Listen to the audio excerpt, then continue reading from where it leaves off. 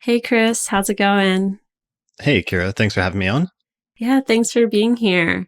So it is Monday, November 9th. It's 11:11 a.m. Pacific time here in Los Angeles. And Chris, you're in Denver, correct? Yeah, Denver, Colorado. Cool. And yeah, this is episode number 14. I have Chris Brennan here with me. And we're going to talk about traditional astrology, the revival, and the lineage around astrology and how we even got to where we are today. Right. So, Chris, do you mind sharing your SMR and kind of introduce? I mean, I'm sure everyone who's listening probably already knows of you, but just in case, introduce yourself a bit, tell us a little bit about you and your practice, and yeah.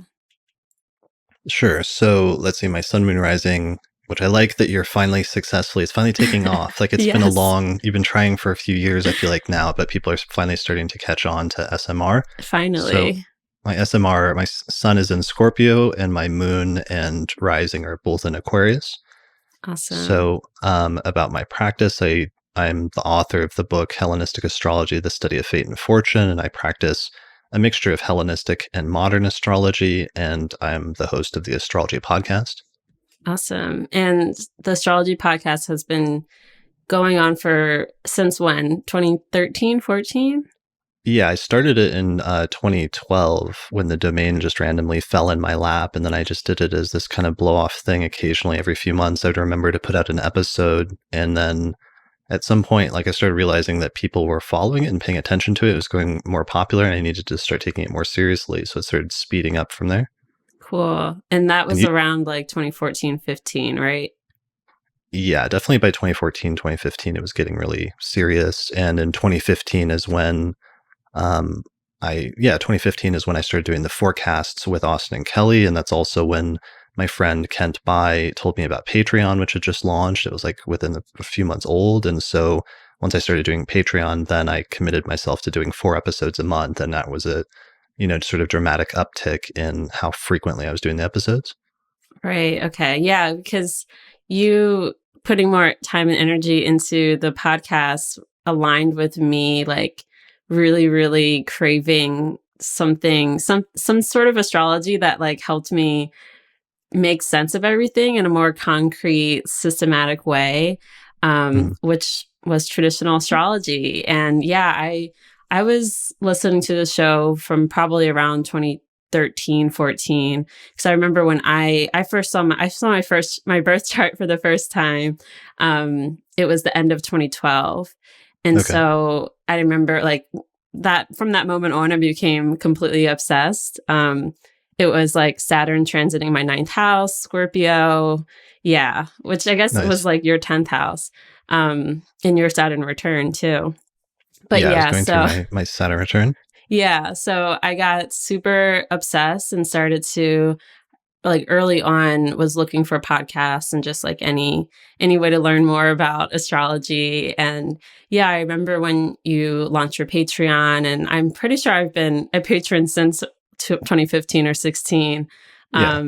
And yeah, just it just aligned really well with Saturn then entering my 10th and transiting my Mercury, and like really really craving some like concrete something to like hold on to that wasn't just like, you know, pieces of things that I found on the internet.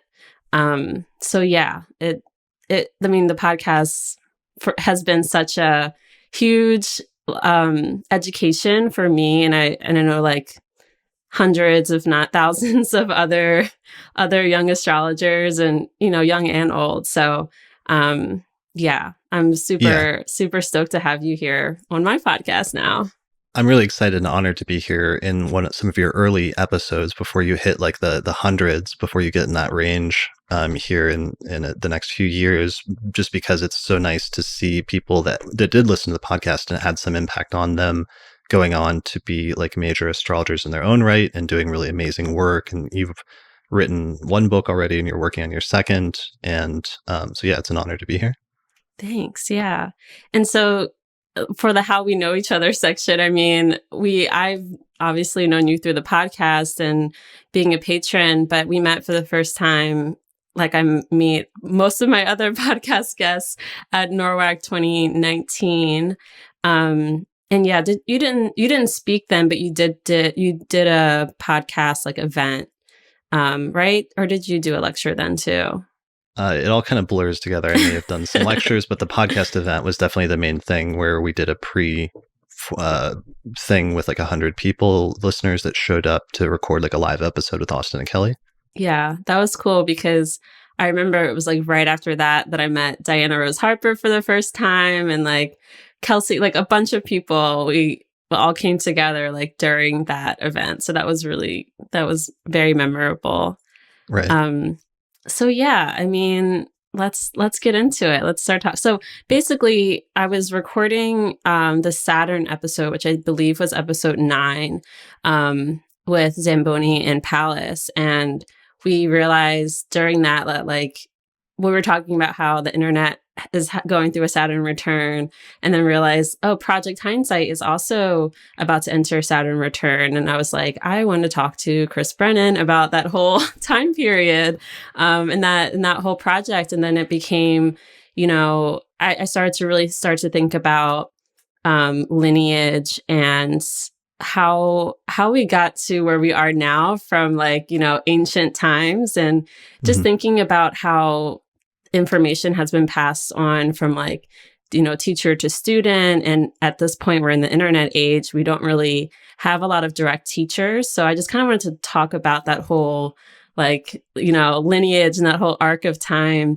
and then get into the traditional astrology revival that we're currently experiencing. Because yeah, I mean, it's really cool how, well, we'll get into it, but I just think it's really cool how like so many younger astrologers are like so into traditional astrology and techniques, and how there is this shift happening. So, yeah, let's get into it. So history lesson time, I guess. I think it's probably good to have you on here, one, because you wrote like a huge book about astrology.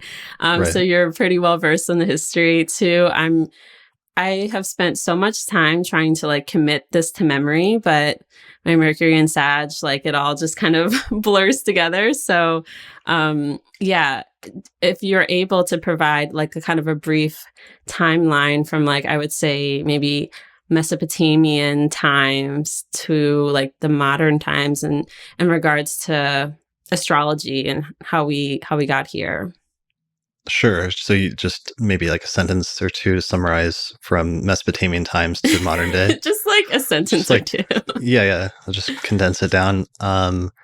Yeah, I was thinking about finally doing a full lecture on the history of astrology on the Astrology Podcast, because I realized I'd never done that. I'm kind of surprised because that's one of my favorite things. But yeah, it's like astrology starts out about 3,000 or 4,000 years ago with, in the context of there are many different forms of divination that were already in use in order to determine events about the future. And one of the things they started doing is they started observing the sky and noticing correlations between events that would happen in the sky and events that would happen on Earth.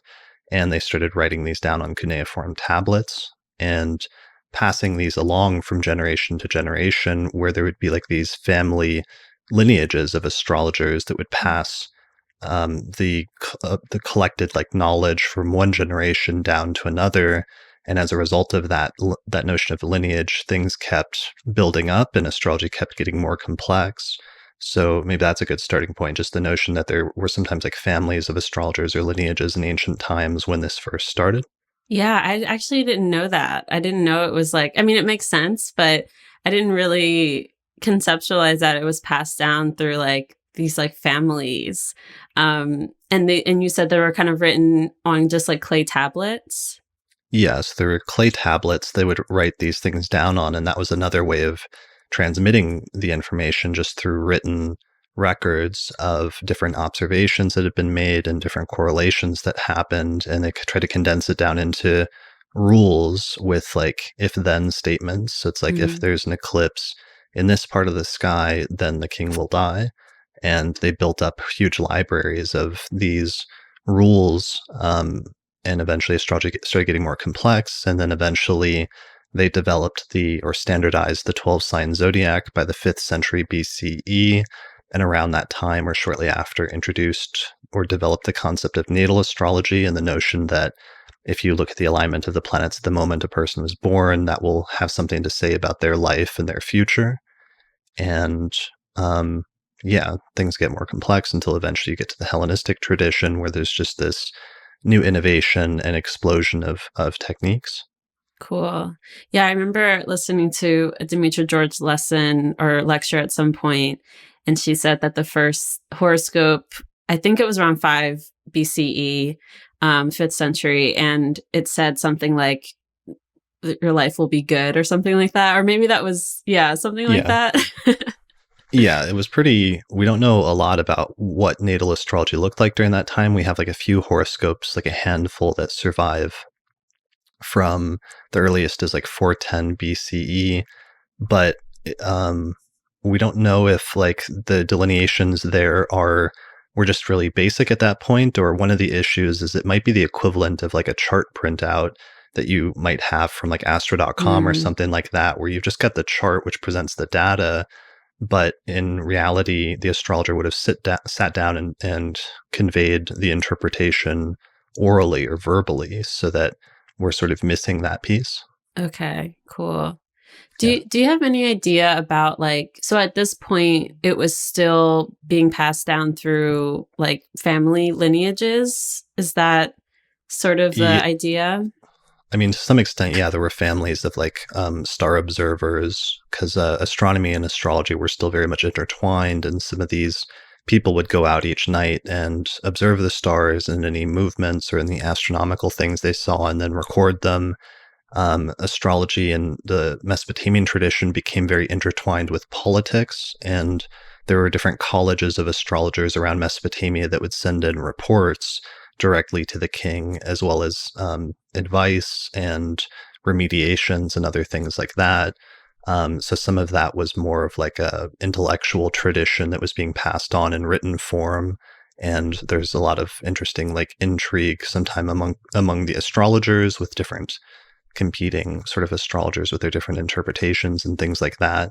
So yeah, some of it was probably partially family lineage, and some of it was probably being taught as part of an intellectual tradition or through schools and things like that. Okay, cool. And then we kind of fast forward and get to Hellenistic era, which is like ancient Greece, basically, right? Yeah, it's sort like of. ancient, sort of. It's like ancient Greece.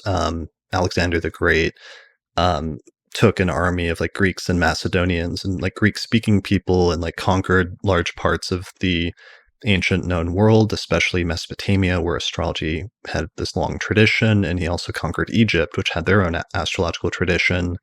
And he went over as far as like the westernmost portions of India. So uniting all of those lands under Greek-speaking rulers for a period of time, and it increased trade and interactions between those areas. And then not long after that, within a couple of centuries, we get the emergence of this new form of astrology, which seems to represent a synthesis of Mesopotamian and Egyptian astrology, which created horoscopic astrology, which is the type of astrology that everybody uses for the past 2,000 years, that uses the ascendant and the houses and other things derived from those points. Okay, cool.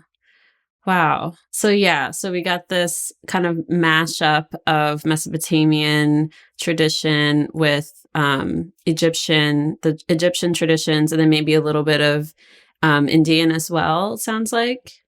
We don't really know what the Indian component was, and there's like some sort of debates there, but it seems to have primarily been mixing the Mesopotamian tradition, where we get the zodiac, and the Egyptian tradition, where we get essentially what became the concept of the houses, because they would always pay attention to the rising and the culminating decan, which were like fixed stars, in order to time religious rituals and other things.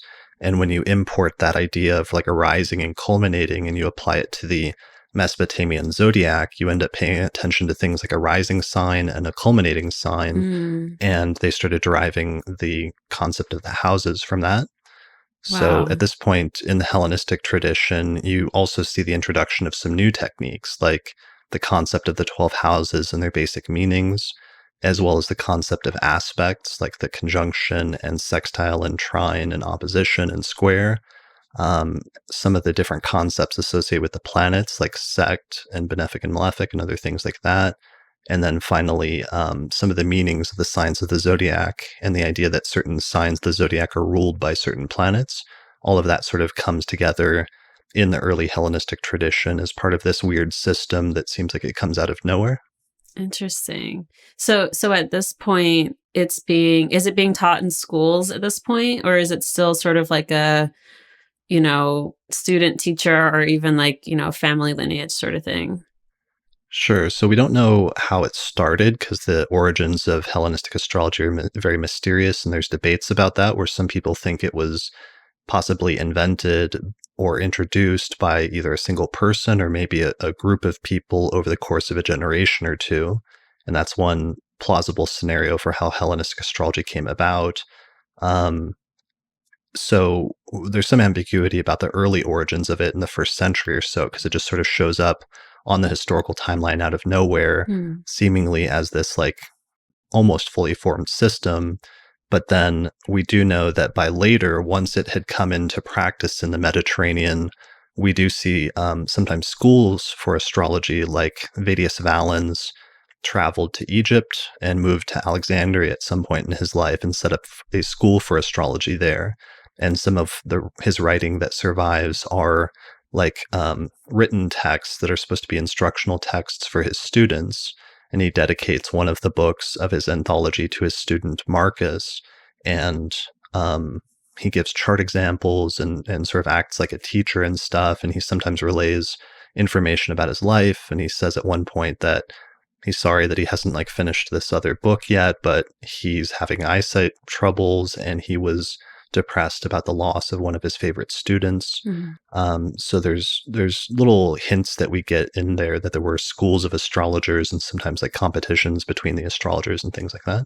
Wow. That's what I like, just imagining ancient Greek times or just like being in Alexandria back then. What century are we speaking of around like Valens? Valens was like the 2nd century. So Valens and Ptolemy both lived in Alexandria in the middle of the 2nd century. Wow. Wild. Astrology school. I mean, you went to an astrology school in person, right? When Kepler was like an actual, I mean, it's still an actual institution, but it was still accredited as like a college at that point, right? Yeah, and it was most of the curriculum was online, but every semester, and there was like 3 semesters a year, we would all fly out to Seattle for a week for a really intense week of like lectures from all of the teachers and student presentations and debates and other things like that. So there was this heavy in-person component that was kind of like an astrology conference 3 times a year. Wow, that's so cool. And when was that? When were you at Kepler? I was at Kepler in like the mid to early 2000s. I started around 2002 and went off and on through like 2006 or 2007. Okay, cool. And you were what? You were a teenager, right? Or like really early 20s? Yeah, I started learning astrology when I was 14 or 15, and then initially I wasn't like super great at school, and I didn't have any aspirations to go to college, and dropped out of high school at some point because I started getting into astrology and realized that that's what I wanted to do, and I wanted to study this full time. And I was tired of like wasting time and just wanted to pursue that. But then I heard about Kepler. My mom actually found out about Kepler and told me about it. And I actually went back to high school in order to finish my high school diploma so it would make it easier to get into Kepler. And I did that and completed it, and then immediately enrolled in Kepler when I was 18 or 19. That's amazing. That's so cool that your mom was the one who found out about it. What's her sign? I'm curious. She's also a Scorpio. She's born. I had a feeling. Yeah. Her birthday is just 2 days after mine. Okay. And then my grandfather's birthday is the same day as hers, her father. Wow. And then my father's birthday is just a couple weeks later, who's also a Scorpio. Wow. My dad's a Scorpio too. He's nice. October 26th, and he was like the first person he's always been really into space, and he got me into like the planets, and he just like made me memorize all the planets in their order from the sun. And that was when I was like 8 or 9. Yeah. Okay. So anyway, sorry. I don't know. I had a feeling that your mom was a Scorpio for some reason, but you have like major Scorpio family. Yeah. That's so cool. Yeah, I love So those family connections are always interesting to see. yeah, yeah, because you have your Mercury and Saturn in Scorpio too, and South Node, right, and Pluto. Yeah, I've got a few planets there. So do you have this is totally off topic, but I have to know. Like do your family have like synastry to those placements at all? Yeah, because my dad also had Saturn in Scorpio, and he has Mm, Cancer rising, so he had a Scorpio stellium as well, but it's all in his fifth house. So it's like I okay. was his Saturn return in his fifth house and activating Wow. his sort of Scorpio stellium, which is really interesting. And yeah, my mom's Taurus rising, so a lot of that's in her seventh house in terms of my stellium and stuff. Cool. That's awesome. Yeah, I have that with my dad, his sun is conjunct. What is it? Oh no, his Mercury in Scorpio, which is conjunct my sun. Mm, And we all kind of have like Mercury synastry in my family. So yeah, anyway, back to the tradition. So yeah, at this point we're in like Alexandria. Um, we have a full system, maybe not a full system, but we have like a lot at this point. yeah. I mean, Um, all the foundations of Western astrology are basically like in place by the first century BCE in Alexandria. And Alexandria was like the New York of its time. It was just this mm, huge metropolitan city with a bunch of different people moving there from different cultures, like from Mesopotamia and Egypt. And there were like Jewish immigrants, and there were a ton of different cultures just sort of interacting in this one place.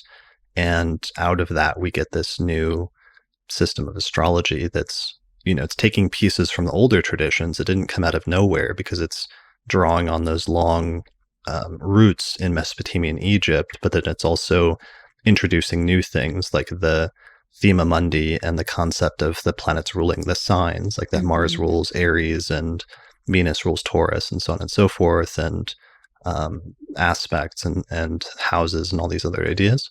Wow. So at this point, is astrology being used? Like, is it mainly being used as natal with like, because I remember you speaking about this before, how it was sort of like people would just get their chart read like by someone, maybe not on the street, but that's kind of what it seemed like. Like it was at this point, was it done with for common folk, and was it just like, person to person, or yeah, how was it being used? Yeah, so in the earlier like Mesopotamian and Egyptian traditions, it was mainly mundane astrology that was being done for like the population as a whole, or for the king as the ruler of the city or country or what have you. But by the Hellenistic tradition, there's this huge shift, and it seems like they're mainly doing natal astrology, and they're mainly making predictions for individuals about their life and about their fate and about their future.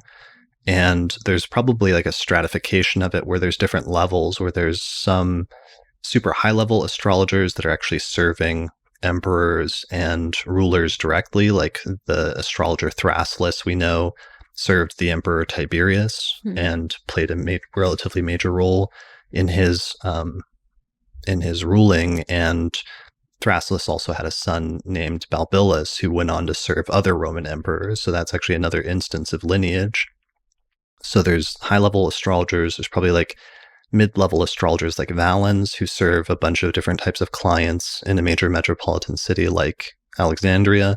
And then there's probably like lower level, sort of like street level astrologers as well. Cool. And I'm imagining that's probably like students too, who are just like practicing and kind of like what we have now, um, Yeah. on Yeah, Twitter. exactly.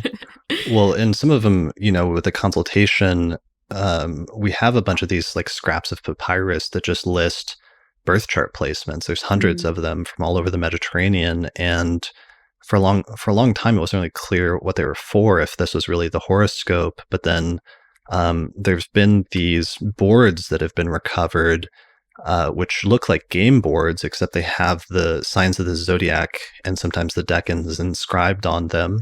And we realized later now that what they were is like astrologers would sit down to do a consultation, and the person's birth chart would be calculated by somebody who knew the astronomy. and would write down the positions on a piece of papyrus. But then when it was time to actually talk and do the consultation, they would probably sit down and use one of these game boards or astrology boards to take different stones and put them in the positions to recreate the person's chart. So there was cool. really expensive high-level versions of those that were made out of like wood and marble and things like that. And then there's one report of one that was of an astrologer doing this on the street, just in sand, and just like drawing out the chart in sand as a quick and like easy way to do it. And at this point, like, were they drawing circle charts, or was it that like square diagram that I only ever see when people are like Vedic astrology, which is like, they also use circle charts, but I don't even know what it's called at this point. Yeah. The like square charts or some of the diamond charts that became popular in the medieval tradition. As far as I can tell, a lot of the charts were actually circular in the Hellenistic tradition. So I'm not sure what happened exactly where the medieval charts became more popular. I know Lee Lehman said once that she thought that it was because square charts are much easier to draw versus like a circle, especially if you're freehanding it. But yeah, it seems like it was circular, and then it went more towards the square and diamonds, and then it shifted back towards circular. So it sort of goes in phases. Okay. Yeah, that makes sense. It is definitely easier to draw the squares and diamonds. Cool. So then we kind of get, is there like a break? So I'm trying to, what happens between like the Hellenistic era and then the medieval era? Sure. So Western civilization in Europe kind of goes into a decline. And we have the fall of the Roman Empire in like the 5th and 6th and 7th centuries CE. Then there's the ascendancy of the Islamic Empire from the 7th century forward. And once that gets established, especially by the 8th and 9th centuries, the focus of intellectual activity is no longer Alexandria, but it kind of shifts, and Baghdad becomes this center of intellectual activity, writing in Arabic in the 8th and 9th centuries. And during that time, there's a translation project where they translate a bunch of astrological texts from Greek and Latin and Sanskrit into Arabic. And then there's this huge flourishing of astrology in the medieval tradition in Arabic for couple of centuries, especially in the 8th and 9th centuries, where we get famous astrologers like Masha Allah, Salah bin Bishr, and Abu Mashar. Then eventually astrology starts to pick up again a few centuries later. In the 12th century, the Europeans get interested in it again, and learning starts coming back to Europe as Europe gets back on its feet. And one of the things they start doing is translating astrology texts from Arabic into Latin and other European languages in order to re-inherit it.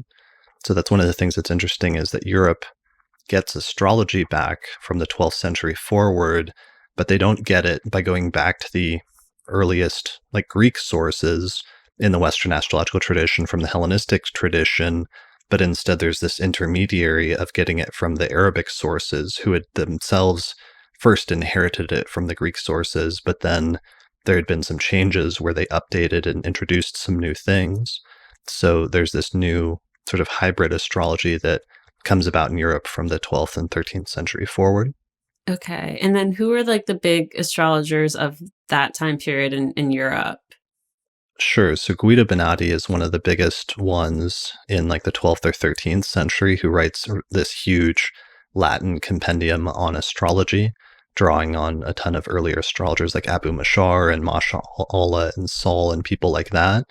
And then eventually astrology, we go into the Renaissance, and astrology becomes extremely popular and extremely influential in Europe, and it's being taught at universities and used by doctors and things like that. And eventually it reaches this high point during the Renaissance, but then it starts to decline. And towards the very end of that, in the around this time in the 17th century, we get the last flourishing of great astrologers in England, like William Lilly, who wrote the very first major English language textbook on astrology called Christian Astrology in 1647. And there's a little flourishing in England during that time, but then astrology is already in a steep decline at that point where it kind of disappears for a couple of centuries.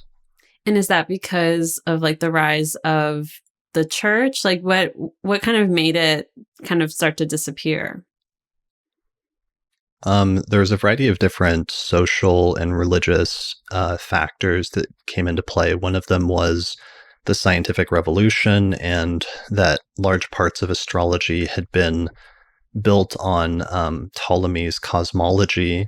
And that was one of the ways that astrology survived during the Middle Ages and survived religious persecution, because Ptolemy in the 2nd century had tried to reconceptualize astrology as a causal science and explain how the planets were directly or indirectly influencing life on Earth in a natural sort of way, sort of like the weather.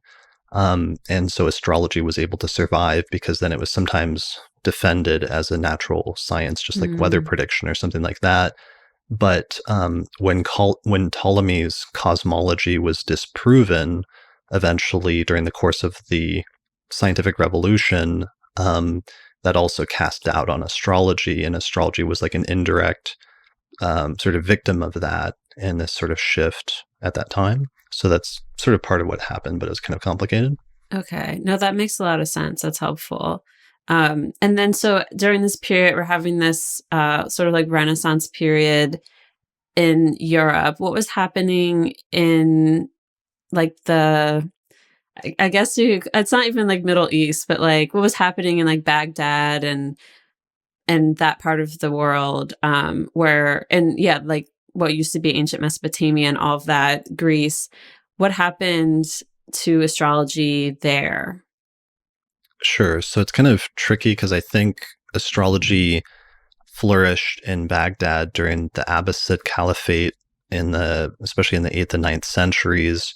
And there was a sort of openness to foreign sciences and to sort of intellectual things. But I think there was a shift at some point in the centuries after that where astrology started being seen as a little bit more questionable in terms of Islam, and that may have caused more religious opposition than there was previously. And that definitely varied from place to place, since there were places where astrology was still practiced and was still permissible. But for the most part, the great flourishing of astrology in Arabic speaking lands was in the like 8th and 9th century. Over in India, though, astrology was really flourishing from the 1st and 2nd centuries forward. And some of that's a whole complicated story because they had their own indigenous astrological traditions based on a 27-sign lunar zodiac known as the nakshatras. But then there was a transmission of Hellenistic astrology to India at some point as well, which merged with the indigenous Indian astrology. And that's when they started practicing natal astrology and created the type of astrology that we associate with Indian astrology today from that point forward. And then it's been practiced there pretty consistently ever since. Cool. This is all so helpful, especially for me and my brain, but I'm sure a lot of people are it's helpful for them to kind of like put it all in perspective. So I remember learning, I think through like a Demetra George lecture, that there was a lot of things that were like destroyed, especially from like the Hellenistic era. I mean, yeah, it's like some things destroyed, some things probably just lost. Could you speak to that at all? Yeah, just we only have like a small percentage of the writings that were done in ancient times, because part of that is just in order for a book to be copied and passed on in ancient times, you had to have somebody copy it by hand with like literally sit down.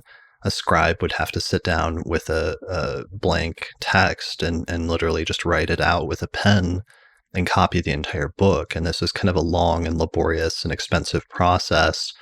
And that process, plus the decline of the Roman Empire and a loss of literacy, so there weren't as many people who even read books for a while in Europe, and the loss of, complex mathematical things like astronomy during that time for a period, a lot of that made for a loss of learning and a loss of texts in many different areas of culture, but one of them was astrology. So we have some of the most famous or popular books, like Ptolemy's, for example, because it was so influential and because it had such a huge impact on the culture. There's many different manuscripts of Ptolemy's texts that survive, and modern scholars have tried to compare all of them in order to recreate what they think the original was. Because one of the issues with copying text over by hand is sometimes the scribe will like misread a word, or a sentence will drop out, or they'll have two manuscripts of the original text that they want to copy, but one of the manuscripts only has like the first few chapters, and the second manuscript, like their dog ate the last three, chapters or paragraphs or something like that. So there's things missing from it. So there's just the transmission of astrology. So on top of that, every time astrology was transmitted to a new culture, into a new language, something would change, and some things were added and some things were lost. And it's partially due to that whole manuscript thing where sometimes defective or weird versions of the text would survive, but it's also due to the issues with interpretation that, sometimes when you're sitting down and reading a text from a foreign language and trying to understand it, it's not always clear what the author meant. And sometimes it's possible to have different interpretations of like the same sentence or the same doctrine.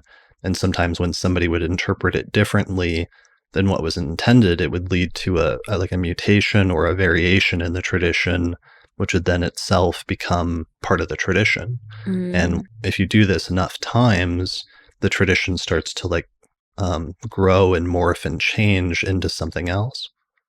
Wow. Yeah, I can only imagine. I mean, just like translating something from one language to another, but then, yeah, translating it by hand and all of it. Right. Yeah. And I know that you've done like a couple episodes about like certain translations, especially like with Ben Dykes, who is still doing translations, right? Yeah, he's translating mainly he started with translating Latin texts, and he translated like a dozen or a couple dozen Latin texts, and then he learned Arabic. He taught himself Arabic so he could start translating a bunch of the Arabic texts that are still laying around. Because one of the issues for a long time in modern times, so it's like astrology gets revived in the late 19th and early 20th century in English-speaking areas, especially in England, in the UK, and then in America. But astrologers largely just were able to draw on just a handful of texts that were written in English at that point, like William Lilly's Christian Astrology or versions of it. And especially the further and further you get into the 20th century, it's like most normal astrologers are not classic scholars. So they don't know how to read like ancient Greek or Latin or Arabic.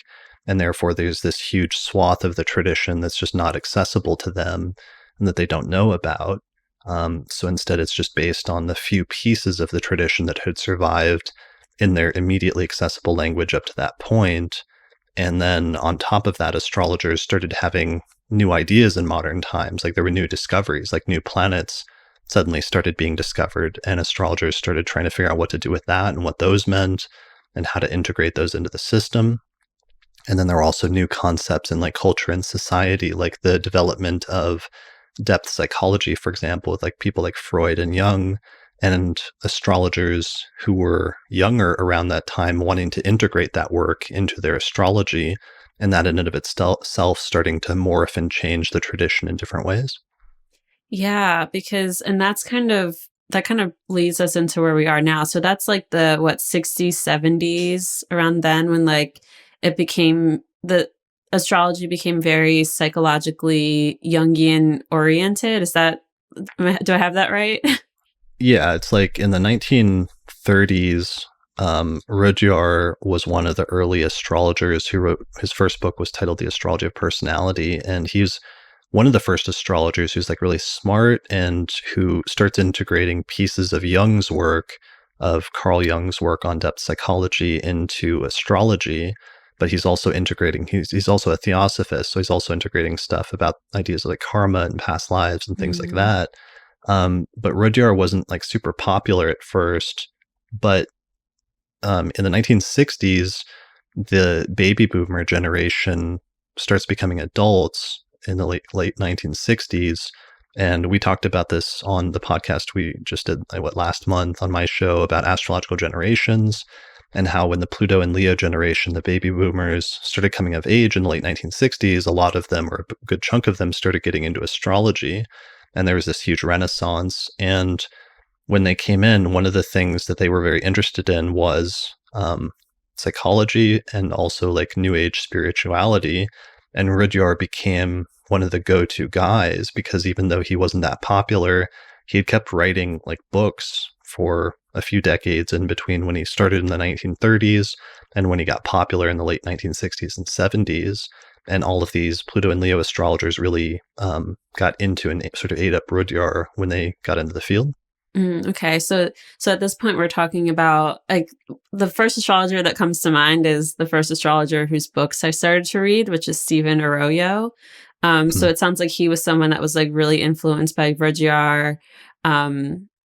Yeah, who else from that time period? Like what other like baby boomer astrologer? I mean, there's like a ton of baby boomer astrologers, but so like Liz Green, she was somebody that wasn't just influenced by Rudyard, but was deeply into the work of Carl Jung and is probably almost like single-handedly one of the biggest astrologers who integrated Jung into Western astrology, into modern astrology, and pushed for a more purely psychological astrology and viewing the chart not as like literally predicting events, but as something that's primarily pertaining to a person's psyche.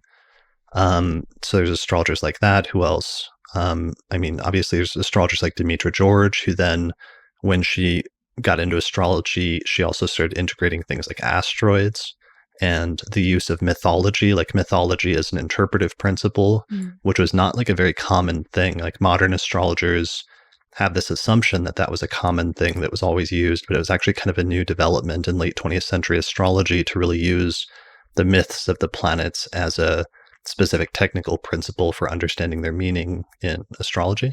Wow, I did not know that. That's so cool. So yeah, we get in like the 60s, 70s, this kind of like new, like another revival of astrology, it sounds like, but it was based off of more, I guess, like new age, like a new age paradigm, but seems like it was very fragmented from the astrology that was practiced centuries before, because like you said, the astrologers weren't scholars who knew like ancient Greek and Latin and Arabic and there wasn't a lot of work there because like the only English texts were really by like Lilly. Do I have that right? Yeah, I mean, there are other like English texts around, but Lilly, and even Lilly at that point, wasn't in like wide circulation necessarily because the original book was printed like centuries earlier and was hard to find. And sometimes there was later reprints that would become more accessible. But one of the changes and one of the distinct things I get from astrology in the late 20th century, in the 1960s and 70s onward, is a feeling of wanting to innovate and wanting to even reject some pieces of the tradition that did exist. So there were some astrologers like Noel Till, for example, who really didn't like the concept of benefic and malefic planets, or this distinction that had survived between benefic and malefic planets, and wanted to reject things like that were still part of the tradition up to that point. There was also feelings of like wanting to focus more on the outer planets and other new discoveries with like asteroids and other things being discovered at this sort of crazy rate. So there was this almost more of a desire for innovation, and in that sense, maybe even a lack of interest in looking back at the past up to that point. Wow. And then, so that kind of brings us into the early 90s, right? When I was a baby, but but there was this project that started. I think it was like 93 is when it first started. Yeah, 1982 and 1993. Okay. It started at an astrology conference, basically, where there was an astrology conference in 1992. It was a United Astrology Conference, which is when several of the big astrology organizations in America got together to host a big mega conference, and it was in Washington, D.C. And at that conference, there was a series of discussions that took place over the course of a few days, involving primarily, or at least especially, there were several astrologers involved, but the three that became the most important were Robert Schmidt, Robert Hand, who was a famous astrologer at that point, and Robert Zoller, who was a famous medieval astrologer. And Zoller is probably a good starting point because Zoller was one of the first people who actually did go back and start looking at the earlier tradition. And Zoller wrote a book in the early 1980s on the Arabic parts, or the lots, based on his studying of the Latin text of Guido Bonatti from like the 12th or 13th century. So Zoller, for a long time, from the late 1970s and early 1980s onwards, was sort of like this lone voice advocating for and pushing for a revival and a study of the older traditions of astrology. But for a long time, he was sort of alone in that. Nobody was really taking up that call for the most part. So that was like late 80s, early 90s, it sounds like, when he was like starting to try to push that. Yeah, and there was a revival that actually started to happen also at the same time, I should mention, in the 1980s in the UK, where all of a sudden there were some astrologers, a handful of astrologers, that started becoming interested in the work of William Lilly, and who went back and found his original text, and they were actually able to get it reprinted eventually, so that Lilly, for the first time, his original text from 1647 was available again and accessible to astrologers in print. And that led to a flourishing of like Renaissance astrology, or late Renaissance astrology from the 17th century, because that text is the oldest text as far back as you can basically go, where you can still read this astrology book, and it's in our language, in English, basically. And it's kind of hard to read in places because it's really old English from the 17th century, and some of his phrases and wording are obscured, and the terms have changed since then, but you can still read it. And he also uses tons of example charts, which is really helpful. So that also led to a revival of the practice of horary astrology, which had kind of dropped off, even though that was Lilly's primary thing in the 17th century. In the 20th century, natal astrology once again became the dominant form of astrology. So having a revival of horary astrology based on Lilly and traditional methods in the 1980s forward was an early instance of the traditional revival as well. Okay. Wow. And I would love to kind of bring in the context of what was happening astrologically in the late 80s, which was Saturn in Capricorn. And so I just, thinking about this traditional revival, it's literally like Saturn, the Lord of Time, and this planet that has so much to do with tradition, entering its domicile in Capricorn for the first time in about 30 years. And of course, then we get like 5 years of Saturn in domicile from Capricorn into Aquarius, when all these astrologers in both the United States and in the UK are reviving these traditional texts. So I think that's just so cool to think about. Okay, cool. So that leads us to, I wanted to ask, when did UAC, was that the first UAC, or were there UACs previous to 92? The first one was in like 1987 or so. And there's actually a really funny video that I found where there was a little documentary crew that was there that filmed the first UAC. So there's a documentary you can watch, and you see extremely young looking versions of astrologers like Demetra George and like Alan Oken, and there's like a somewhat younger but still very old in spirit like Rob Hand, and it's really funny to watch. So it was from, I believe, 1987. That's so cool.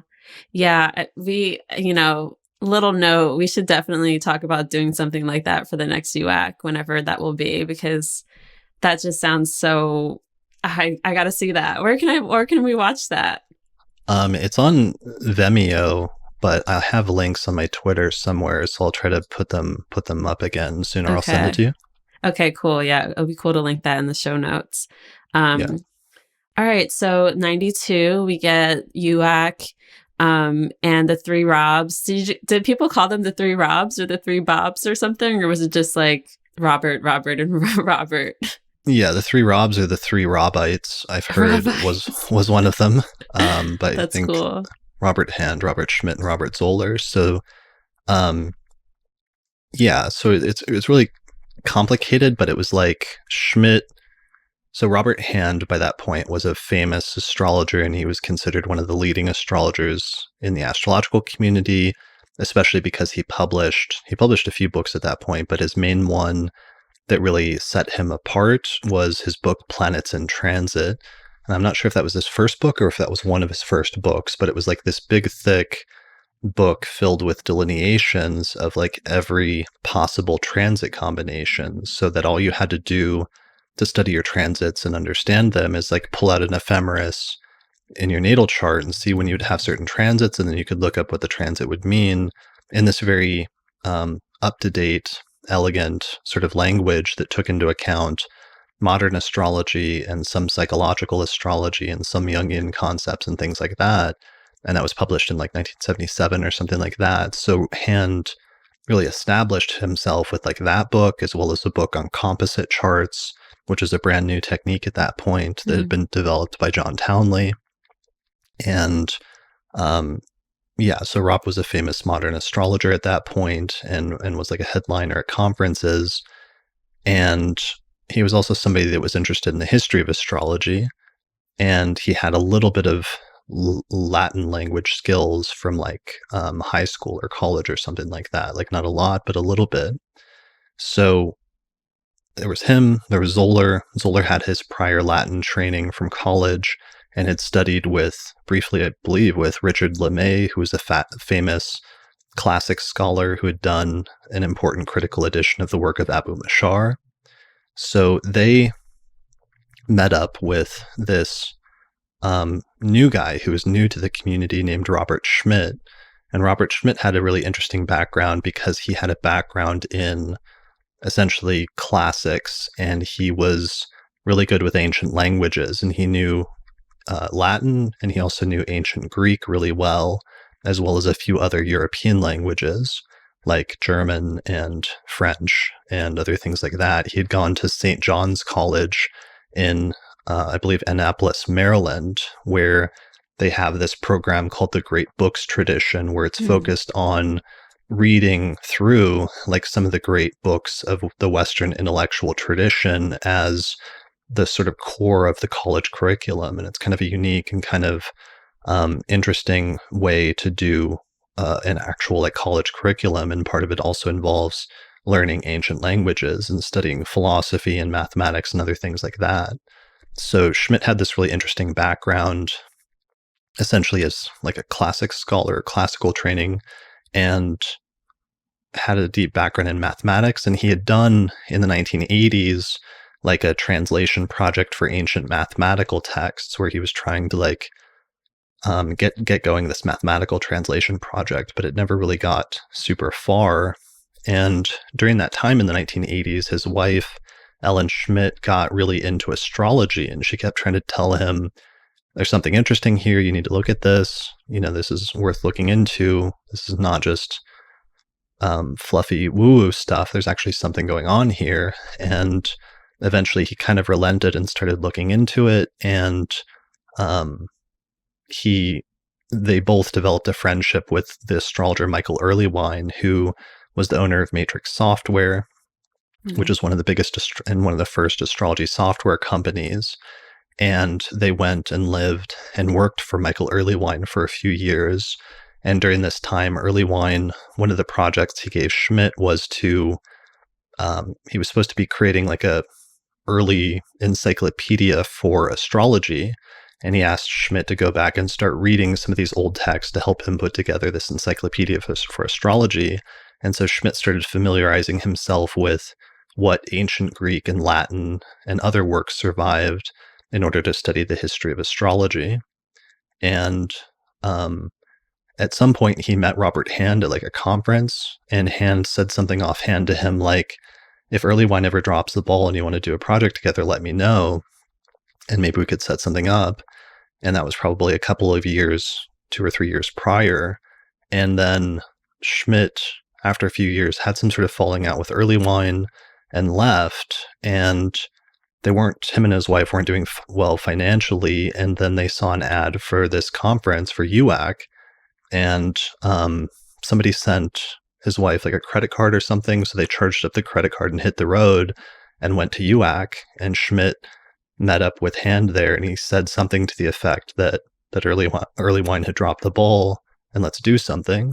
And Hand immediately got excited, and they immediately had a series of discussions over the course of that week about doing some sort of translation project. Wow. So that's a very loose, very secondhand account of like what I've been able to piece together of different pieces over the years. And that may not be strictly completely accurate, but in the rough general, trends of things, that's my understanding of how some of that went down. Okay, that's so cool. And so where were they getting the material from that they were translating? Okay, so this part's funny because it's not that funny, but so it turns out that 100 years earlier, around just before like 1900, like let's say 1890s through early 1900s, there was like a group of classic scholars in Europe who wanted to find a new angle for studying the history of Western intellectual thought. And one of the things that they realized is that astrology was really influential on ancient science and culture and religion and a number of other areas, but that it hadn't been given much academic treatment at that point. And it was kind of a dead subject. It wasn't like astrology was no longer looked at. It had been kicked out of the universities like a few centuries earlier. It was no longer intellectually viable as a subject. But they realized that it had had a tremendous impact on ancient cultures. And they realized that in Europe, there were a bunch of texts that were still sitting around in libraries, which were handwritten manuscripts of these ancient texts that still survived into modern times and were just sitting in the libraries collecting dust all over Europe. Mm-hmm. So they got together this project to gather together all of the existing and catalog all of the existing or surviving manuscripts of ancient astrological texts in libraries around Europe. And this project took 50 years. It was the CCAG project.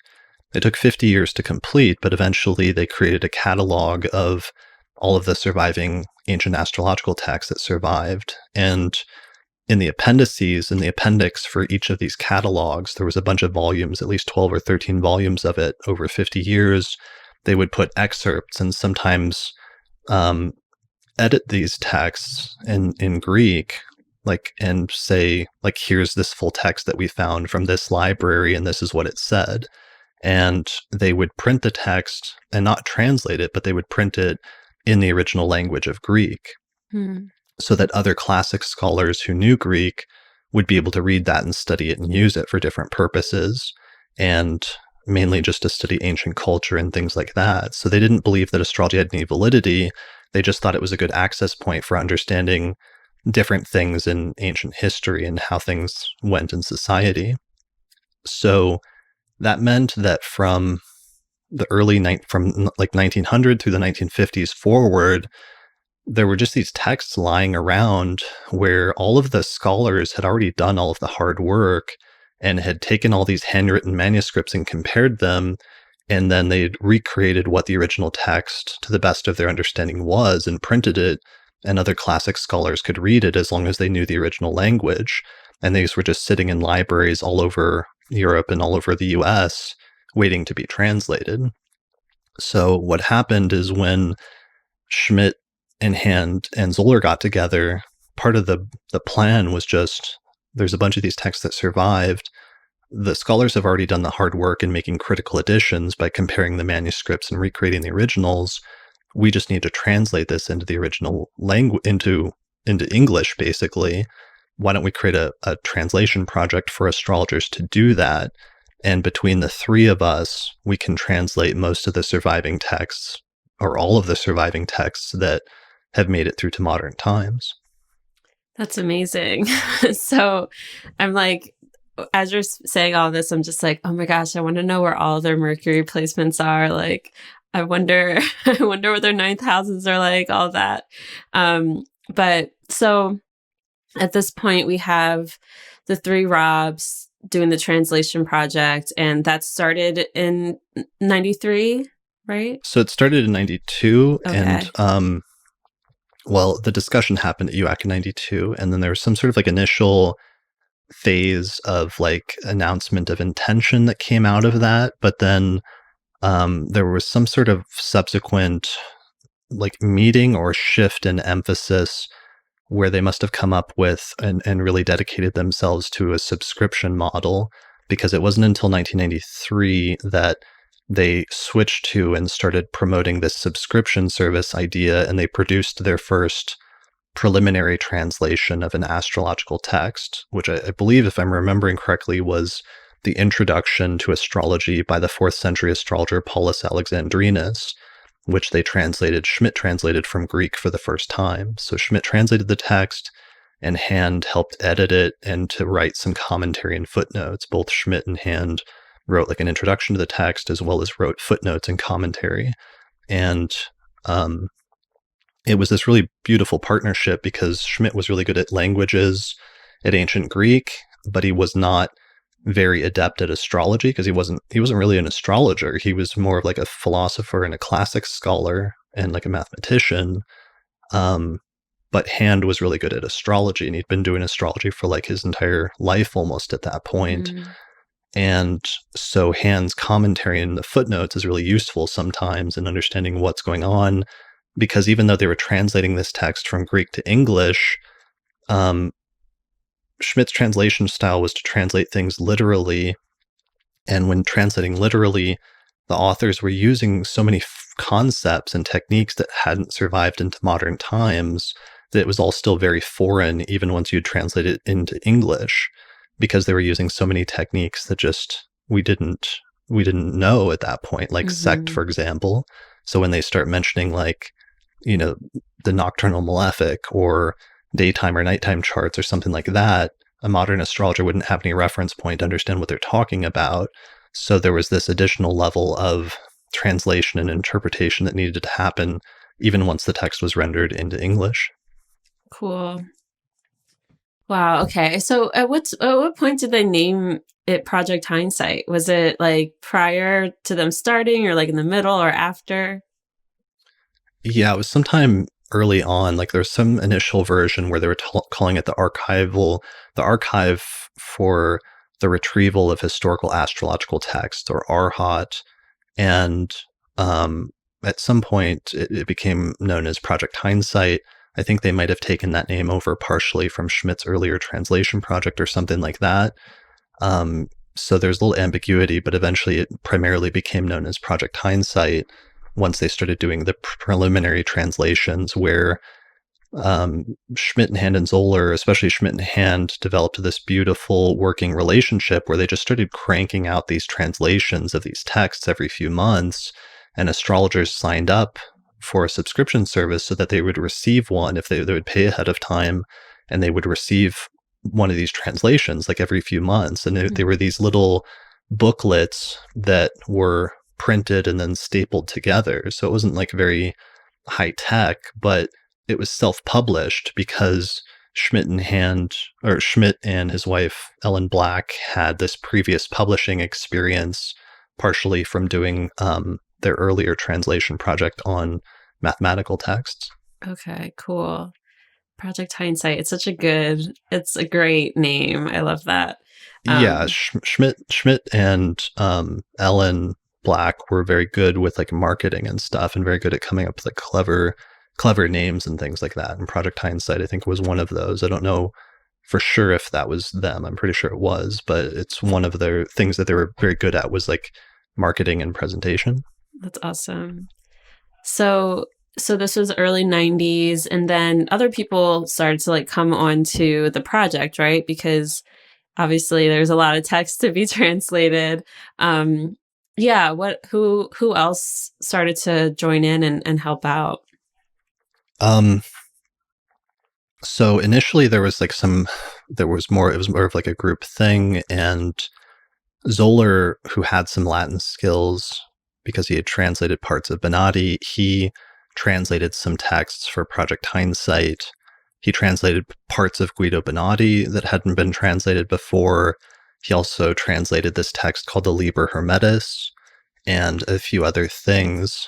So Zoller was doing translations for a while, but then there was some sort of tensions between him and Schmidt where Zoller didn't like being edited, and he didn't like some of the directions that they were going. So before too long, he was only there for like a year or two, I think, not super long, Zoller split and left the project.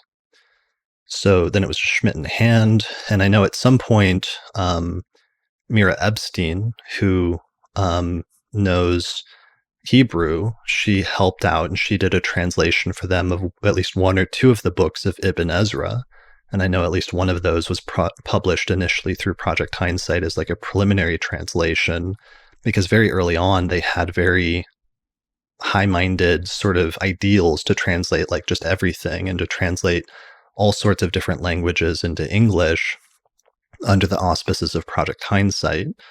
But then, yeah, so Zoller left, and Zoller, Hand, and Schmidt was always the core group, and then it was just Schmidt and Hand, and they worked together productively for a few years and produced, I think, a couple dozen translations from Greek and Latin, and even Schmidt, or even Hand, started reviving his Latin skills and refreshing them from like high school in order to start working on some translations. And he did a translation of the text On Reception by Masha Allah and maybe some other texts. But then eventually by 1996, 1997, Schmidt and Hand had a major falling out, and Hand left Project Hindsight and started his own project, which he used the earlier name Arhat for this new translation project to go off and do that. And it created this big split in the astrological community between the Schmidt and the Hand camps. Okay. Wow, I didn't know that. And then, so Demetra George started to translate as well at some point, right? A little bit eventually later. Demetra had this other weird trajectory where she was doing her asteroid thing in the 1980s, and she went into her what she calls her goddess phase in the early 1990s and wrote some books on like the dark moon and stuff. And she, by this weird circuitous route, I think through being at a conference, accidentally ended up being the very first Project Hindsight subscriber. And she attended some of the early Project Hindsight conclaves, which were like, they started holding their own mini conferences in order to talk about and show off some of the techniques that they were getting from these texts. And they were pretty popular. And she attended some of those, but she didn't really get into ancient astrology. She didn't really fully get it. And she was still primarily a modern astrologer. And at some point in the mid-90s, she randomly decided, because she had dropped out of college basically, and otherwise would have gone on to be like a math teacher or something like that. But she got this kick to go back to school and finish her degree and to get a master's degree, because there was a big movement to do this in the mid to late 1990s. And actually a lot of leading astrologers during that time went back to school to get either their master's or their PhD, because there was this big push to make astrology more respectable and to try to start interfacing with the academic community. And the only way to do that, astrologers sort of decided collectively, or some of them did, was for astrologers to get these advanced degrees in order to give astrology a greater air of respectability and in order to start being able to talk with and write scholarship on astrology. So it's like Demetra went back to school to get her master's degree. Rob Hand went back to get his PhD. Nick Campion went back to get his PhD. Liz Green eventually went back to get her PhD. There was just a ton of astrologers that did this. It was a pretty big thing. And the results of that are kind of interesting in and of itself. That's also part of why Kepler came together, actually, Kepler College, because that was another sort of instance of the push towards astrologers trying to get greater academic respectability or something like that by creating their own college. Okay. So Wow. anyway, sort of side note, but Demetra went back and she wanted to study mythology. So she was just kind of like, well, how could I study mythology within the context of getting a master's degree? And they were like, well, I guess you would want to study classics then if you wanted to do Mhm. that. And I don't think she fully understood what that meant, but she enrolled in like a classics program, which was like an intense approach to studying ancient history, basically. And she had to learn Latin and especially ancient Greek within that context, which is a really difficult thing to do. But she ended up doing it. And yeah, she went back to school, learned Greek. She did do some translations, but wasn't really still into traditional astrology. She's sort of doing that on its own for its own sake, to get the degree and everything else. And then, right as she finished her degree, Kepler College was just opening its doors after like a decade long effort to open a school for astrology. And they needed astrologers who had master's degrees and PhDs to teach at this school. Hmm. So they reached out to her since they heard that she had just gotten her degree and invited her to come teach. So she goes there and she starts teaching. And after one of the first years of teaching at Kepler, there was this conference where all the students flew in for a symposium, and it coincided with a Northwest Astrology conference. And at this Northwest Astrology conference, there was this astrologer there from Project Hindsight running a booth to promote Project Hindsight named Alan White. And Alan White was talking with a group of the Kepler students that included Demetra, and he was spouting off about all these things that they had been finding with Project Hindsight and how great these techniques were and everything else. And he wasn't there as a speaker, though. He was just running a trade show booth. So they challenged him. They sort of prompted him, well, give us a lecture on this and show us what you guys have found. And he said, you know what, fine, let's do it. And they went to an empty room. He pulled out this famous flip chart that he had that he'd been giving intro to Hellenistic astrology lectures on, and gave this famous impromptu lecture on an intro to Hellenistic astrology that was very interesting and talked about the thema mundi and was very witty and funny and sort of interesting. And it sort of synthesized a lot of Schmidt's findings from Project Hindsight up to that point into this very presentable format. And it so impressed all the Kepler students, as well as Demetra, who was there in person, that Demetra decided to go to Project Hindsight after that and learn Hellenistic astrology so it could be taught at Kepler. Hmm. And that's how Demetra really got fully into ancient astrology. Wow. I love hearing the whole arc of that story. And that it was just like this impromptu lecture that really like sparked a lot of this. So at this point, it's like what, late 1990s? It's like the early 2000s by this point. Okay. It's like 2000, 2001, 2002. Okay. So she starts teaching, I think, the first course on astrology, on Hellenistic astrology at Kepler in 2002. It's based on having gone to live near Project Hindsight in Maryland and studying directly with Alan and studying directly with Robert Schmidt, and Schmidt especially. And Demetra has a way of taking complex stuff and really boiling it down to something that's easily digestible for students. Like she was originally training to be like a math teacher in college before I think she dropped out, or maybe she did. Maybe she just barely finished her degree, but went off and lived on a commune in like the late 1960s and early 70s, and that's where she learned astrology. So she's always kept this really great sense of being able to teach basics to beginners, and she's always been a great teacher. And Schmidt was a brilliant philosopher and mathematician and translator, but he sometimes reading Schmidt's stuff was very dense, especially the translations. And even once he started getting it together and reconstructing a system, because part of what he wanted to do was reconstruct what the original system of Hellenistic astrology was, because he more and more, the more he translated, the more he started to believe that it was a system and that it was invented by a single person as this like perfect, complete, singular thing.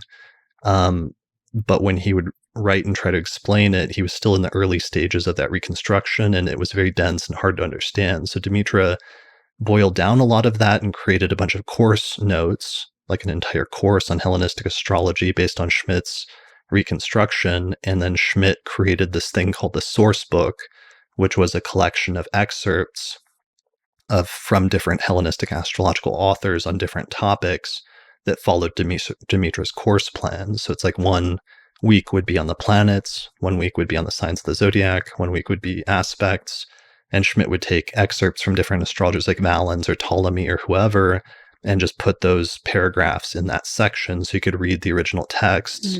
And then Demetra's course notes would be like a commentary that would expand and actually explain it in plain language what the author was talking about at that point. That's amazing. Yeah, she like definitely like goals when it comes to being able to like take such a complex system with traditional astrology and just like, yeah, the way she can just translate it. Her Mercury is doing a lot of good work for her. She's brilliant. I mean, I'm like staring at her book right now. It's propping up my laptop along with your book and my ephemeris. Right. But yeah, so yeah, and at this point, so Demetra starts teaching at Kepler, and then you join Kepler and end up in this traditional track by accident, right?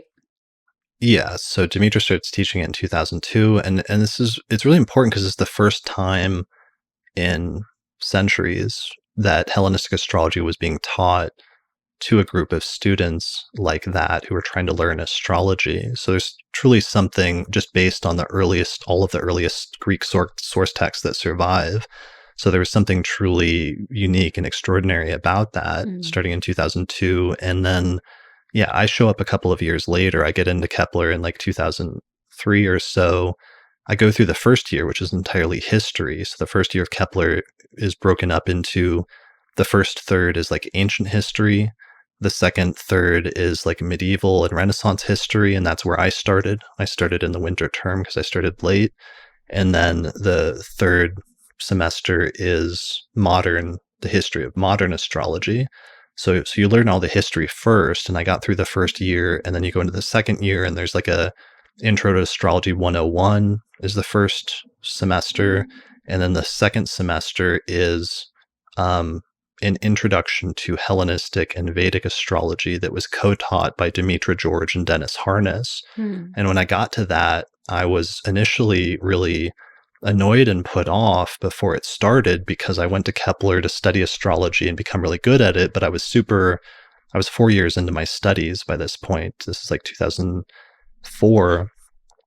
Yeah, 2004, late 2004. So I'd been studying modern astrology for 4 years, and I wanted to study modern psychological astrology in college. So when I got to this section of Kepler and they were going to make me study like ancient astrology, I was really put off by it because I didn't think there was anything valuable or useful there to study because it just sounded old and outdated, and like they didn't even know about outer planets. So like how good could their astrology be? And I was pretty prickly and pretty Scorpio-y.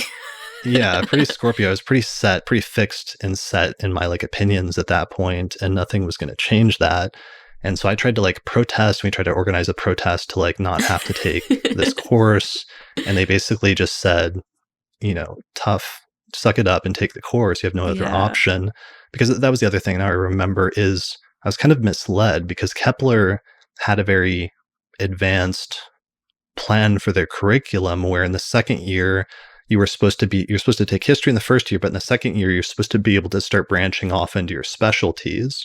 And one of the tracks was supposed to be like psychological astrology or something like that.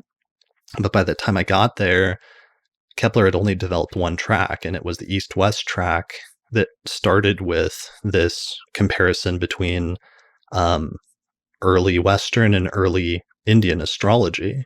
So I didn't have a choice because they had nothing else developed at that point. And that's why it was a surprise and a disappointing one once I got there after like a full year of getting through the school. So luckily, though, I stuck with it and like very, very quickly within a few weeks realized that I had accidentally stumbled upon something truly amazing and that there was actually something really valuable there much to my surprise, once I started reading through this source book of texts that Schmidt had prepared from these ancient authors, and once I started reading through Demetra's course notes, which outlined the foundations of Hellenistic astrology. Awesome. So Demetra was your first teacher in Hellenistic astrology. Yeah, Demetra was my first teacher and my introduction to it, and I only came in, I guess, a couple of years after she had started teaching it there at Kepler. So it was a little bit more refined probably than her first presentations of it, but it was still, I don't want to say at an early stage, but it was still a somewhat early stage. I mean, Schmidt, of course, had been doing it since 1992, 1993. So this is a full decade after Schmidt had started translating the texts and had started working on his reconstruction of them. So he was at a certain phase in his thinking where there was like a system that was put together in terms of his reconstruction. And so parts of the curriculum focused on how, for example, the Thema Mundi acted as this theoretical construct which other concepts were intertwined with.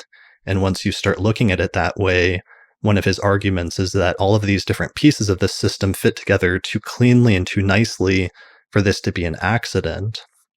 But instead, it looks like somebody deliberately may have invented this system at some point. And if that's true, then we can reconstruct it.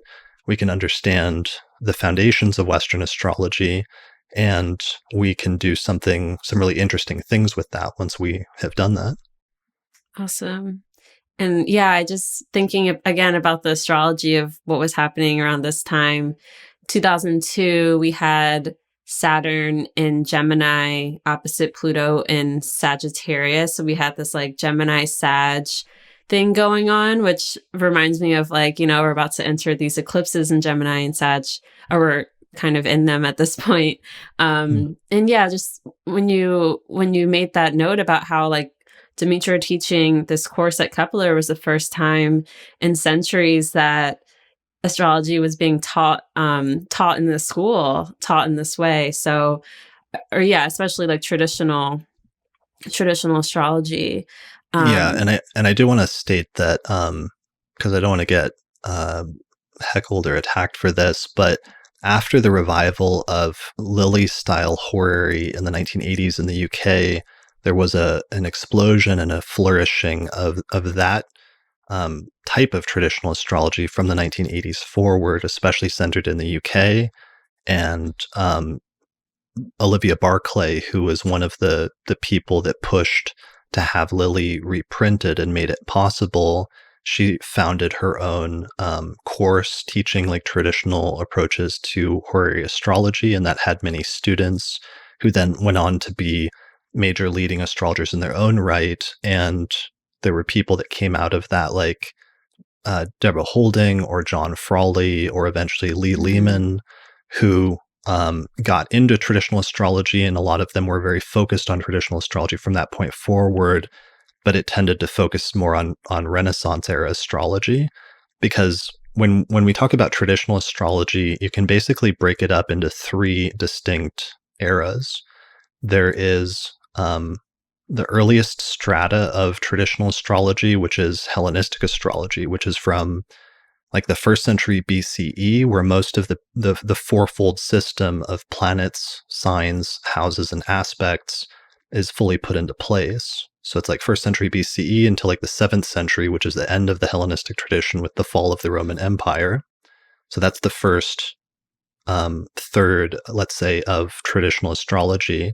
Then the second third of traditional astrology is the medieval tradition, which in its first phase is the flourishing of Arabic astrology in Baghdad in the 8th and 9th centuries. And then in its second phase is the transfer of Arabic astrology to Europe in the translations into Latin, where they basically just translated all of the Arabic texts into Latin in the 12th century, resulting in guys like Bonatti. So that's the second third. And then the third phase of traditional astrology is the type of astrology practiced in Europe during the Renaissance all the way up until like the 17th century, which includes people like William Lilly, but also and other English contemporaries like John Gadbury, but also some astrologers who wrote in Latin and other languages during the Renaissance, like Jerome Cardan or Nostradamus or other people like that. So I just want to mention that because one of the weird things that happened in the traditional revival that's created some tensions is that technically it's like Renaissance astrology was revived first because of Lilly in the 1980s, because that's the text that you can actually read without any language skills. So that created a whole revival surrounding Renaissance astrology that got really big in the 1990s and continued on. And then there was a bunch of schools set up for Lilly-style horary from that point forward. Then medieval astrology really took off from the 1990s forward as well, largely through the efforts of Robert Zoller, who started teaching a course on medieval astrology that he developed. And he also had a bunch of students. One of his most famous students is Ben Dykes, who would then go on to also start translating texts and doing and teaching medieval astrology at the same time. So Hellenistic was kind of the last phase in the revival when Demetra started teaching it at Kepler, but it was also one of the slowest and one of the hardest because the Greek texts were so far removed. It's so much more different from modern astrology, Hellenistic astrology is, and the texts were the least accessible, being written in Greek, that it took a while before Hellenistic astrology was fully revived. Okay, cool. So it kind of went backwards almost, the revival. Yeah, that's exactly. Really cool. It's really weird. It went backwards. And what's funny about that is it sometimes created tensions amongst the traditional astrologers, because some of the Lilly people revived Renaissance astrology first and Renaissance style horary. And part of their like call to arms was reviving the tradition. And we're going to go back and, the old ways are the good ways, and traditional astrology is better than modern astrology and stuff like that. But then something started happening where when the Project Hindsight stuff started coming out, Hellenistic astrology looks way different in many ways compared to Renaissance astrology, because there's some things that are just wildly different, like Hellenistic, for example, using whole sign houses versus Renaissance astrology. They're already firmly using quadrant houses like Regiomontanus or Placidus or what have you. And so that started creating tensions, because then there was this older, like weirder form of astrology in Hellenistic that started coming up out of Schmidt and everyone else surrounding him. And sometimes that created tensions amongst the traditional astrologers, amongst like, what is the true traditional astrology, or what's the right approach to take when it comes to the tradition, or what have you. Interesting. I feel like I still see some of those arguments on Twitter, even between, the millennials who are really into medieval versus those who are into more Hellenistic, especially in regards to house systems, but we'll get into that. So yeah, at this point, you're fully immersed in Kepler, and in the early mid-2000s, Demetra is your teacher, and then you get involved in Project Hindsight as well, right? Yeah, so it took me a few weeks to start getting really into Hellenistic astrology, and at first there was an error, or there's some sort of like Mercury retrograde thing, and I didn't get Demetra's course notes. So at first all I got was the source book from Schmidt that just contained excerpts from the translations. So I actually had to work extra hard for the first few weeks to sit down and read the text and like understand them, what they were saying, without hardly any context or any person sort of holding my hand or sort of guiding me. And so when I would submit my assignments, they would be sometimes weird, and it would not be the answer that Demetra was looking for, but it was still good and correct because I had spent a bunch of time sitting down and just trying to understand the text on its own terms. And sometimes I was successful and sometimes I wasn't. Eventually, Demetra realized I didn't have her notes, and we realized there had been a mistake, and she sent me her notes after like 3 weeks. And that helped to flesh everything out, containing her explanations as well as what she had learned from Schmidt. So very quickly, I got very into Hellenistic astrology over the next few months, and I ended up just sort of dedicating myself to studying that. And then a few months later, there was a Northwest Astrology Conference. I had moved to Seattle just by coincidence to live there, to be closer to Kepler and closer to the library that they had set up at their offices. And I ended up making living just down the street from this bookstore called Astrology et al., which was run by the Nalbandian family, which happened to on the one hand be the family, Maggie Nalbandian, who had been the initial impetus and main force behind starting Kepler. But then the Nalbandian family, which ran Astrology et al., which was a huge astrology bookstore for 30 years or something like that, they also were the family that ran and had started in the 1980s the Northwest Astrology Conference. So in May of 2005, through talking with them, I was able to volunteer to work the bookstore and help set up the Northwest Astrology Conference. And I went there and helped them set up the bookstore. And also, I think I was a room monitor to help record lectures. So I was able to get into the conference for free. And that was my first astrology conference. So there I connected with Bill Johnston, who was like the manager who was running Project Hindsight at that point, and he was there to promote Project Hindsight by running the trade show booth and trying to sign people up for subscriptions and sell translations and things like that. And living there with Bill at the time was Nick Dagan Best, who I had just become friends with earlier that year through MySpace, because at the beginning of 2005, I started an astrology group for astrologers to talk about astrology on MySpace. And it became, I think, one of the biggest, if not the biggest, astrology group on MySpace at the time, which was kind of like the Facebook or the Twitter of its day, circa 2005. I remember MySpace. I know that all the millennials out there remember. I don't know about Gen Z, but... Right. Yeah, I mean, that was the social network in an era where there weren't many social networks. It became like the primary social network. And I happened to like start an astrology group at the right time, and it exploded with like thousands of members. And through that, I initially connected with Nick Dagan Best, who's living at Project Hindsight, as well as Bill Johnston. And Bill Johnston actually sent me a translation of, I think, Al-Kindi from Project Hindsight to help me finish like a homework assignment that I did in early 2005. So I met them at NORWAC and connected really well with both of them. And one night, I remember doing a delineation up in one of the hotel rooms. We were having a party, and I looked at, and for some reason, we were looking at the birth chart of Laura's daughter, who Laura runs the conference. Laura Nalbandian runs NORWAC, and she does now, but back at that time, she was like co-running it with her mother, Maggie, who was still around. Anyways, I was reading this chart of this person, and I was applying some of the Hellenistic methods that I had just been learning and studying over the course of the past few months, like whole sign houses and perfections and the rulers of the houses and Time Lord techniques and things like that. And sort of behind me was like Nick and Bill Johnston, and Bill was sufficiently impressed so that at some point not long after that, he said, we're going to be trying to build a library at Project Hindsight. And if you ever want to come out there to help, let me know, and you have an invitation. And it just so happened that I had no plans, and my lease was up at this like place I was renting in Seattle that year.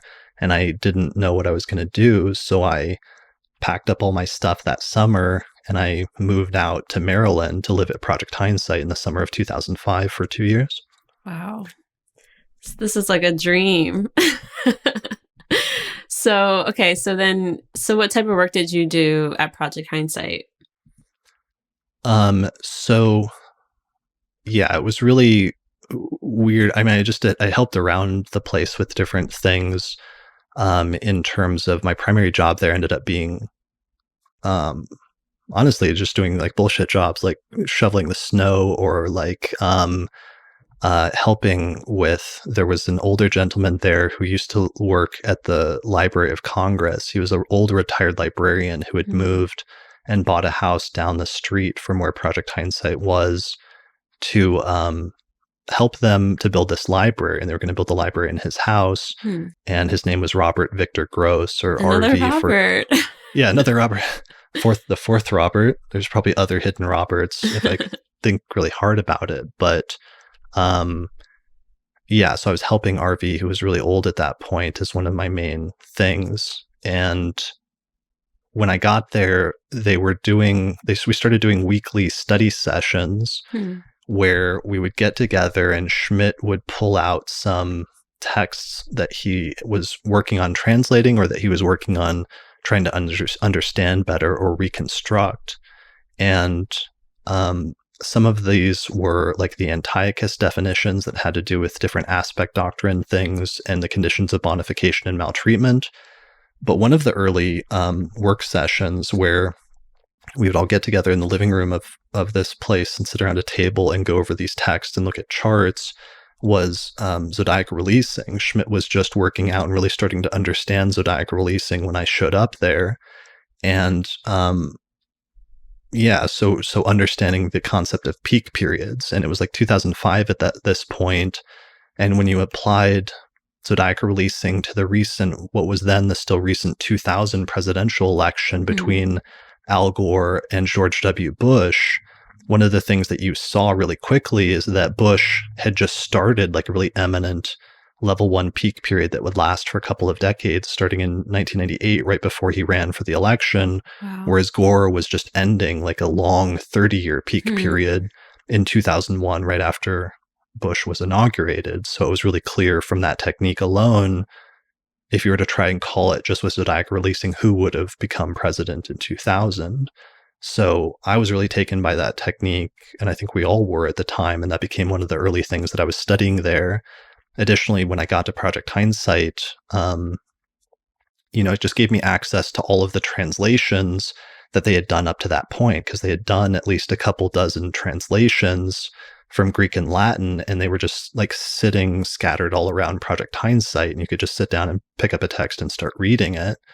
And that's what I did. I just sat down and I started reading Valens all the way through and taking notes and reading all of the other authors and taking notes. And one of the things I realized pretty quickly is that even though these texts had been around for over 10 years up to that point, for like 12 years, most astrologers hadn't done this. A lot of the people subscribed to Project Hindsight to support it, but then they would get the translations and it would just seem pretty overwhelming, and they would sort of put them away and sort of never come back to them.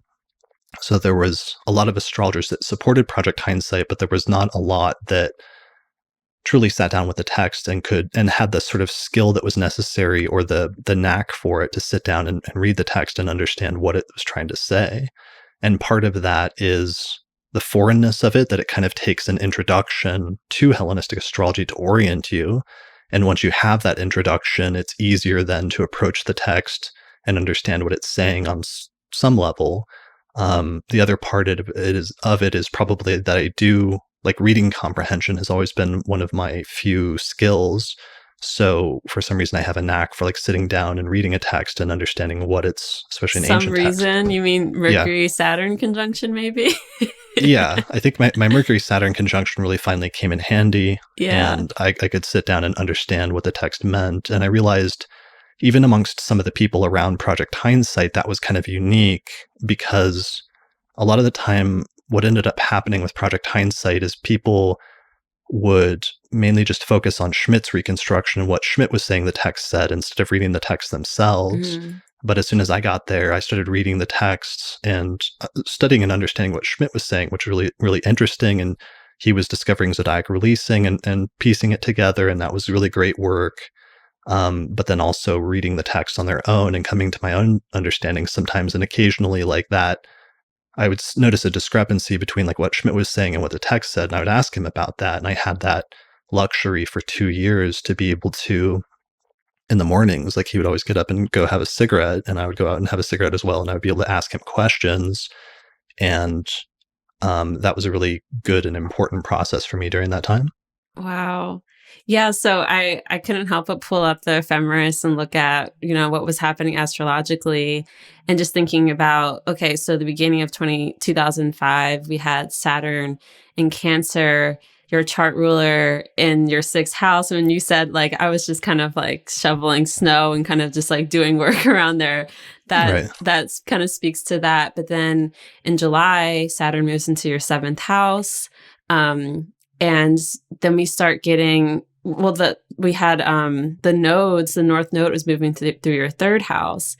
And, in the fall, we had eclipses there, and your third and your ninth, and you're learning all these new techniques and just being immersed with this subject, reading and learning and being able to talk one-on-one with the people who are doing these translations. That's just so cool to me. Yeah. And at the same time, Pluto moving through your 11th house too, which really speaks to like the community aspect of it, and you really becoming like fully involved in the community and in this like really important project. Yeah. And I had a secondary progressed new moon that took place at the same time. Oh, cool.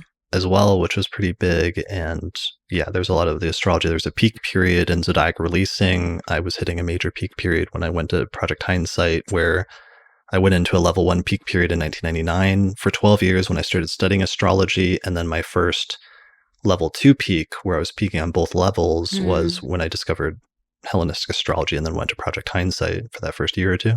Wow. And yeah, so this is the time where you started to take notes, and which would eventually become the beginning of your book, right? Yeah. I mean, I realized really quickly in there that even though this material had been around for over a decade, it wasn't having the impact that it should have. It hadn't like changed or had any real perceivable impact on contemporary astrology at that point. And it was because there wasn't an introductory book out there that brought it all together to give you an overview of this tradition so that you could orient yourself before reading the translations. And Schmidt's source book did a pretty good job of doing that in terms of just showing the text and structuring it to a certain extent, just reading the translations. And then Demetra's course notes did a pretty good job of doing that. But that was only for students of the Hellenistic astrology course at Kepler, and Kepler was very expensive at the time. I was lucky that I was able to afford it, and I actually wasn't many times. I went in and out of like dropping in and out of Kepler at different times due to not being able to afford it, and was afforded some scholarships at different points and lucked out because my mom helped me to get through it at different times, and had some money left over for college from my father dying and sort of like leaving it for school.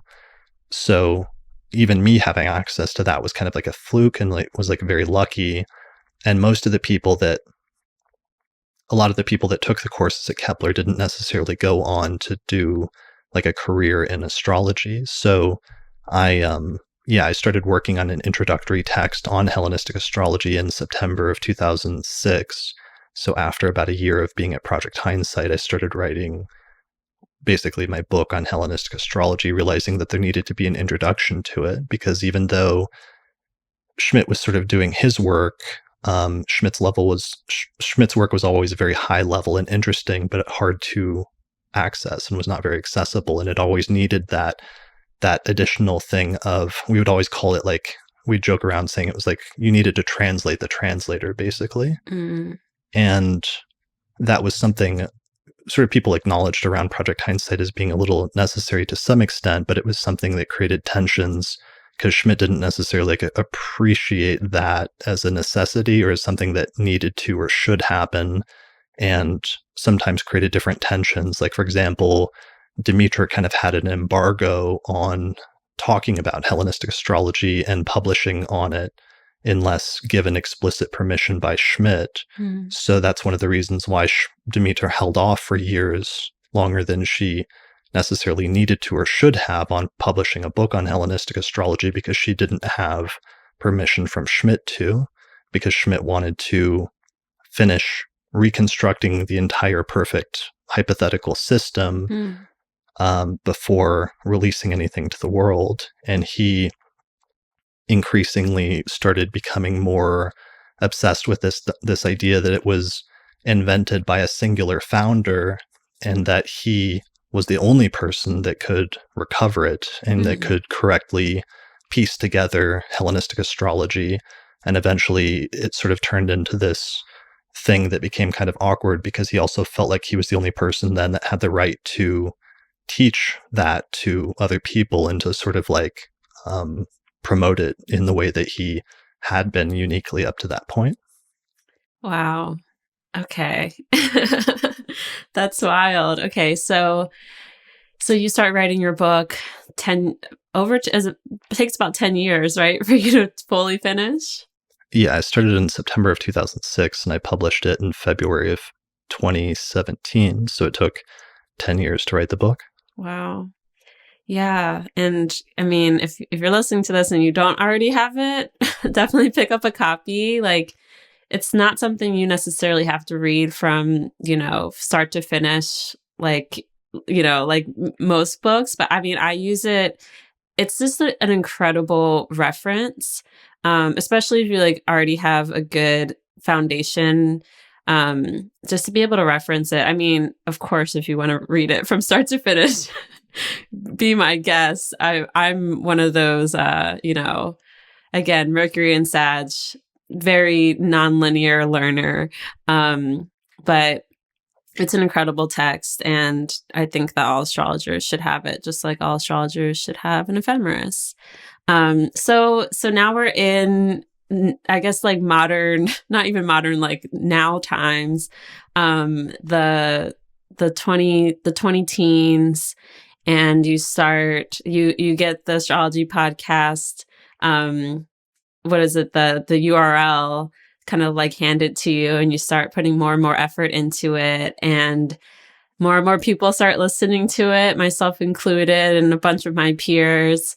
And we get this revival of traditional astrology. And I mean, I don't know. I'm sure you know this. I don't know if you've kind of been a little humble about it, but like a huge part of that is because of you and the podcast, the Astrology Podcast. And I just feel like it's so fitting that, we have the Saturnian figure broadcasting this information. And yeah, I mean, introducing this whole like new generation of astrologers to traditional astrology. And so we get, trad chads, which I think is a very recent sort of like nickname that younger traditional astrologers started to give ourselves. I think it originated from Twitter, and this is just at least from my perspective. I just got on Twitter, and I think it was August 2018. So I've only been on for about 2 years, but I remember, I think someone was like making fun of traditional astrologers, and someone sort of like took that and ran with it and started to call traditional astrologers trad chads, which I love, as like a joke, as like almost like a joke, joking around of what am I trying to say? Like making fun of ourselves. That's what I'm trying to say. And yeah, I always thought it was really interesting that, millennials especially, and with that Gen Z, but yeah, especially millennials becoming so into traditional astrology and Hellenistic era astrology. And I kind of look at the Saturn and domicile mini generation within the millennials as like almost like a reasoning around this obsession with the old, or this like need to revive the tradition, and making it a lot more popular, and almost like, I don't want to say standard at this point, but it's getting there. And I feel like me sort of like being a listener of your podcast for the past 5 years, or longer, and just really watching, being immersed in the community and watching it grow. It's really remarkable to me that like all of a sudden you get so many young astrologers who are, not just like using whole sign houses as a default now, but like, learning about like annual perfections as a technique, which by the way, I learned that for the first time I ever learned annual perfections was from you in person, in New York City, when you came to the New York City astrology meetup. And I guess that was like 2016 or something. Oh, really? You attended that meetup talk that I gave for Kirk's group? Yeah, I was there. That's the first time I learned it. Yeah, okay. And now it's like a technique that I talk about probably every day. Wow, so that's great. Yeah, I was there, and yeah, I don't know. I think that night stands out to me in memory very like a lot. So yeah, I guess let's to kind of rewind a little bit, go back from 2015, rewind a little bit back to around 2008, you said. We can finish the whole story of like Project Hindsight and your involvement in all of that. Yeah. So I figured, sort of in telling it all the way as much as I have up to this point, might as well just finish the part of the story, because that's something I've been trying to figure out how to do over the past few years and kind of have avoided to some extent because of wanting to document recent history, but not being sure how exactly I wanted to outline it or how I wanted to portray it or what have you, how to talk about some of it. Anyways, so let's see. So I spent 2 years at Project Hindsight. I started working on the book then.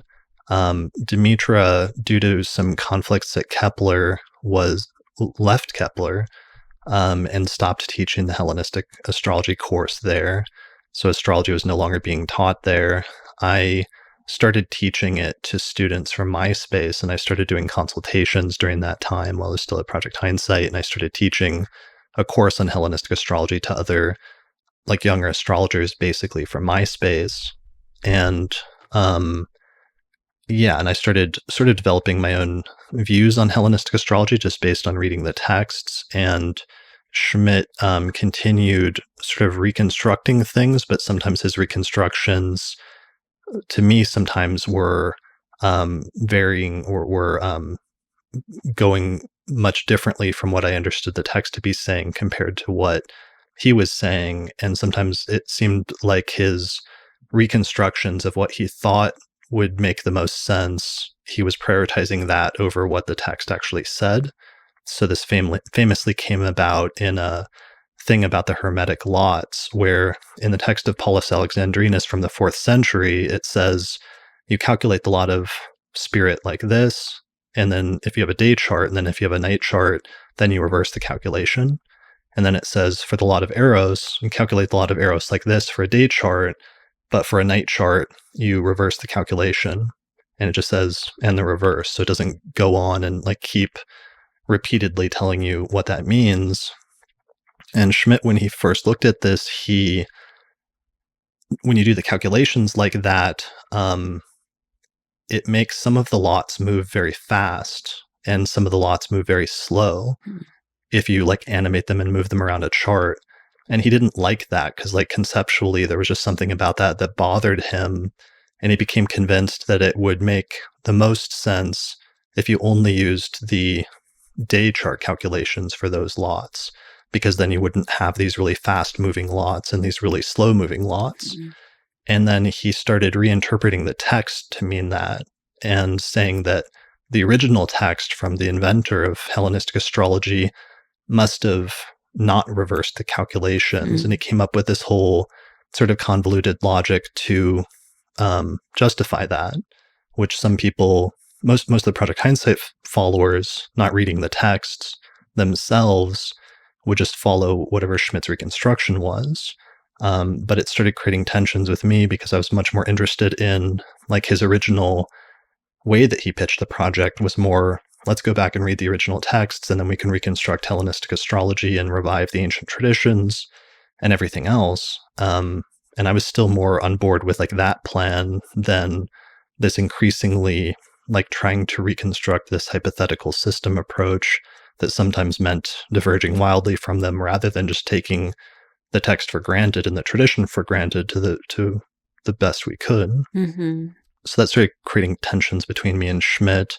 And eventually I left Project Hindsight. I didn't leave due to tensions with Schmidt. I actually left because my sister passed away suddenly in a car accident, and I immediately moved back to Colorado to support my mom.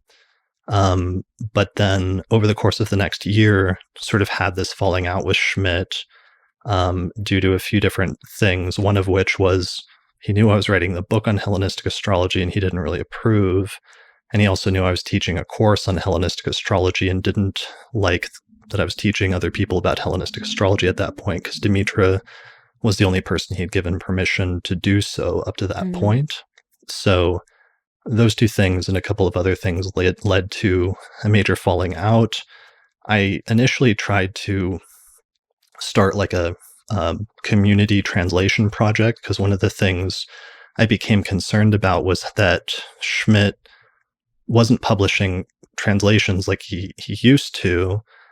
He kept coming up with new products to sell because they kept getting into financial problems, and he would announce a product and sell it, but then he would run out of money due to bills before finishing the project. So he would come up with another product to sell and announce that, take the money, and then not finish the previous product that hadn't been sold. And after doing this like a number of times over the course of like living there for a couple of years, I realized this was a bad cycle. And one of the things that I increasingly became convinced wasn't going to be finished is that he wasn't going to finish the translations. Because what happened is that in the 1990s, they translated, let's say, a couple dozen texts or so, but these were always meant to be, and he would always repeat this, these were always meant to be preliminary translations, not final translations. So the original Project Hindsight translation series was like Schmidt's initial, what he almost considered to be rough drafts of translations. And the plan was always to go back and later, once they understood everything, do a final translation series of translating all of the Hellenistic texts and publishing them in actual book form instead of just these like stapled together, self-published things from the 1990s, and translate all the texts. And then he estimated there would be about 30 volumes. And from the early 2000s forward, they were selling people sometimes, they came up with like a price of like several $1,000s and would say, if you buy this now, then you're going to pay a lot less than what you would pay if you bought them individually once we release them, because once we release them, we're going to charge a lot more for these. So they were selling products for that ahead of time under the premise that they would eventually deliver. But the problem was that Schmidt had a history of not delivering up to that point, and he had an issue with completing things. And this is something that I wrestled with for many years, trying to understand him as one of his students, where he had a highly refined sense of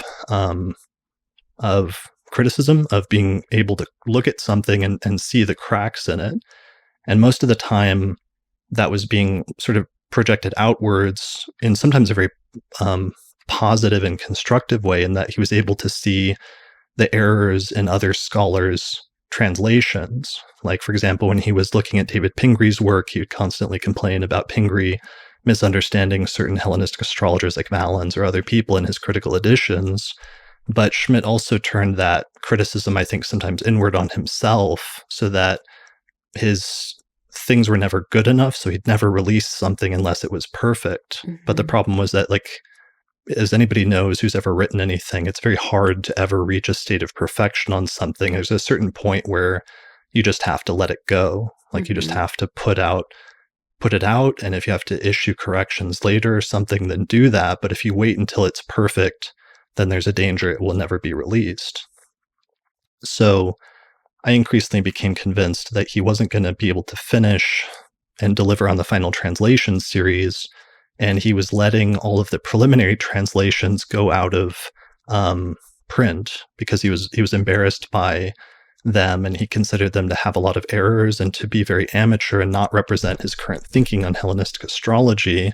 So he was very reluctant to reprint the earlier translations from the 90s, and they became very scarce and very hard to find. So we actually really needed the final translation series to come out, because without that, it meant very quickly any new astrologers coming into the community were not going to have access to the tradition, which was the entire point of Project Hindsight, was to translate the texts so astrologers could read them on their own terms. But even though that was Schmidt's initial impetus, it sort of started becoming more important to him what his reconstruction of the original system was, and the translation of the actual text itself started taking a sort of a back seat to that. So he did eventually come out with one book in the final translation series, which is a translation of Antiochus in 2009, I believe. But he never produced as I expected, I kind of anticipated, and I was always hoping against hope that this wouldn't be the case, that he would be able to turn it around, but he never did, and he never published any other final translations in the last decade of his life besides Antiochus in 2009.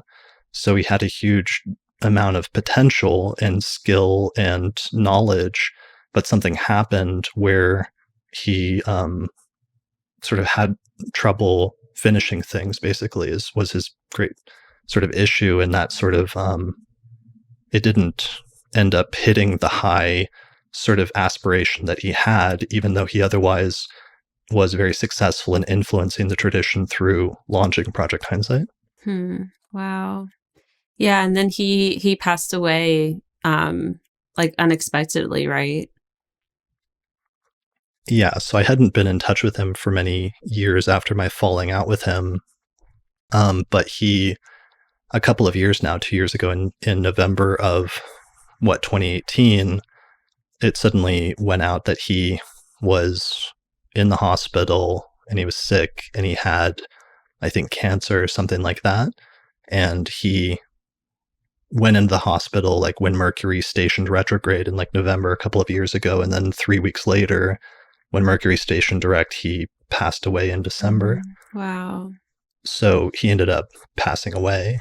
Yeah, and in the last decade of his life, he had shifted towards putting together this course on Hellenistic astrology because, like many other things, like around 2009, 2010, they needed to come up with a new product to sort of pay the rent. And they announced and launched what he said would be a course on Hellenistic astrology that would be, they would release one CD each month for the next year or something like that.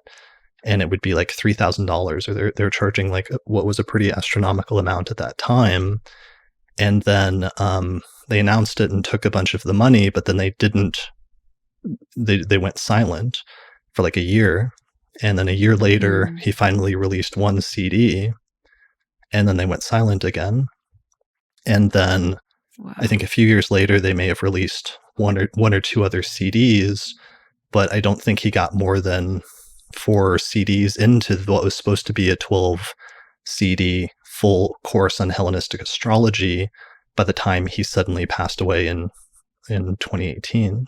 Wow. So, and again, it was probably due to this like cycle that he got himself into of not being able to finish things sometimes, not thinking it was good enough, and not wanting to release anything until it was perfect, and also having these not very good business practices in terms of like announcing and taking money for stuff before it being finished in order to pay mounting debts, and then that just being a vicious cycle that just never ends.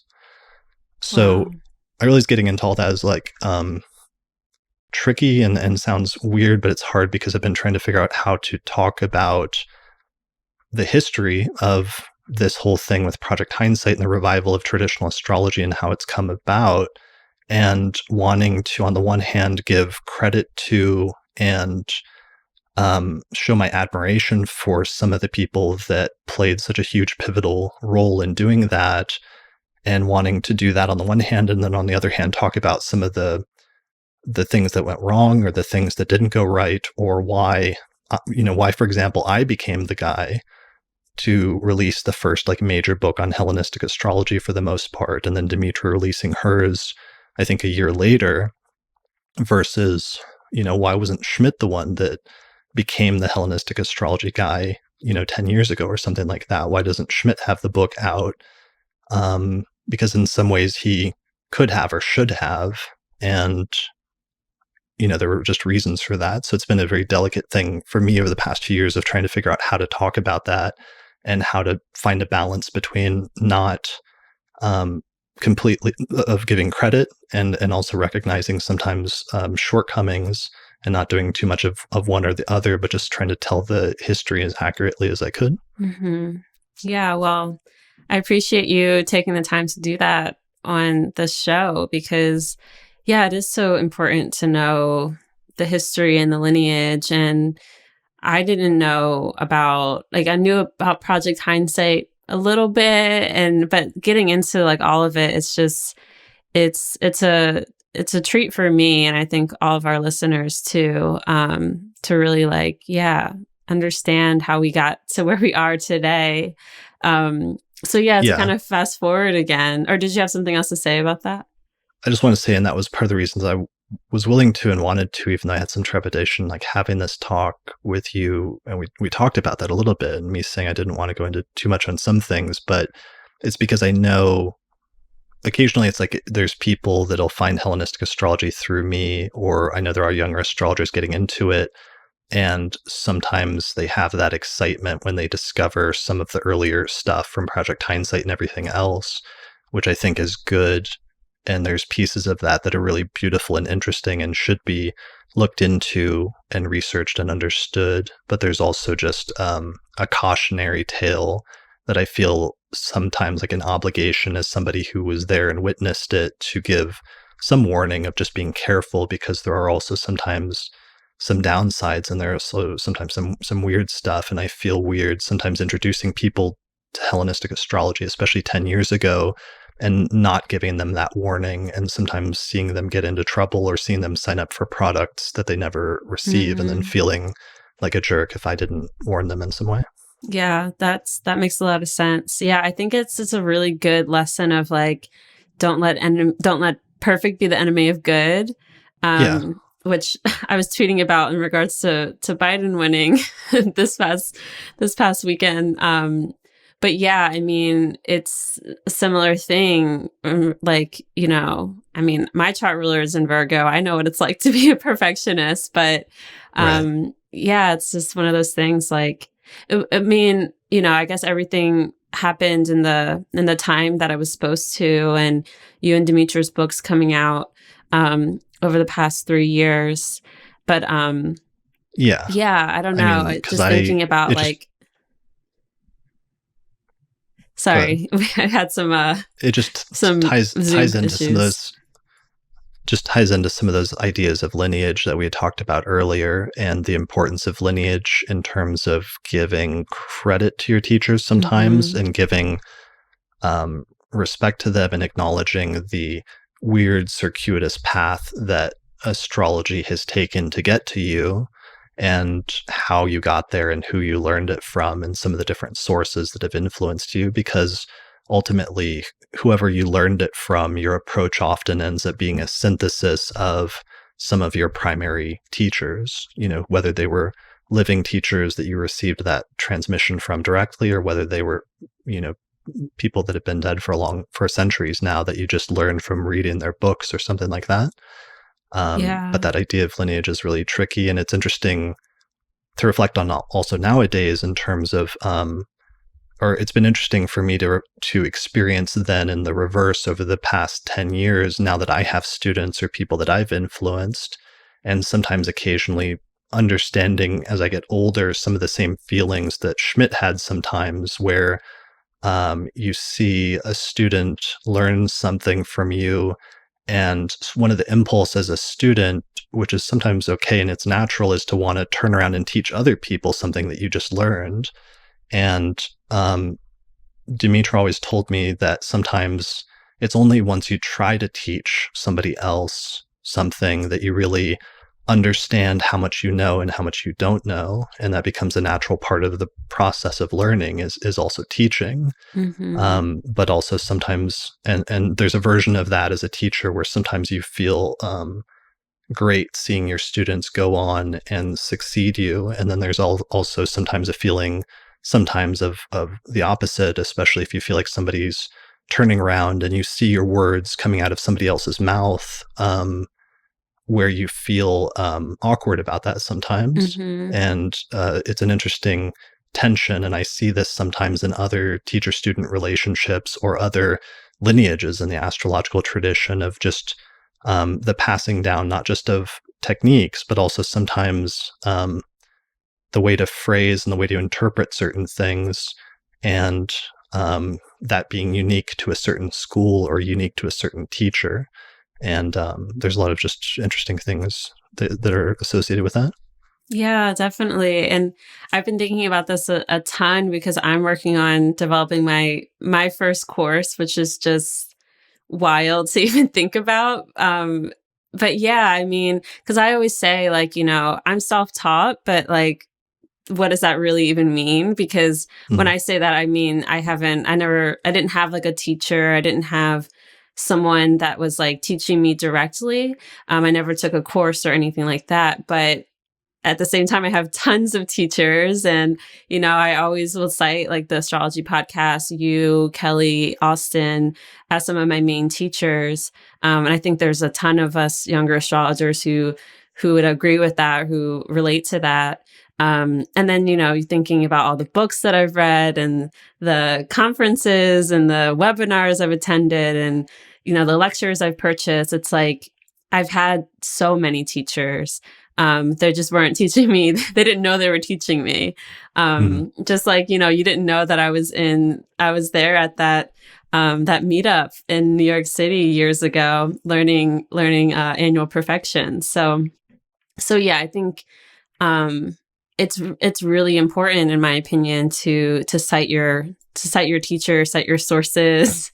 And yeah, I mean, yeah, I think it's just a really important thing to, especially in today's age, in the internet world, where I couldn't tell you the websites that I learned certain things from back in 2012, 2013, when I was like really starting to dig deep and research astrology online.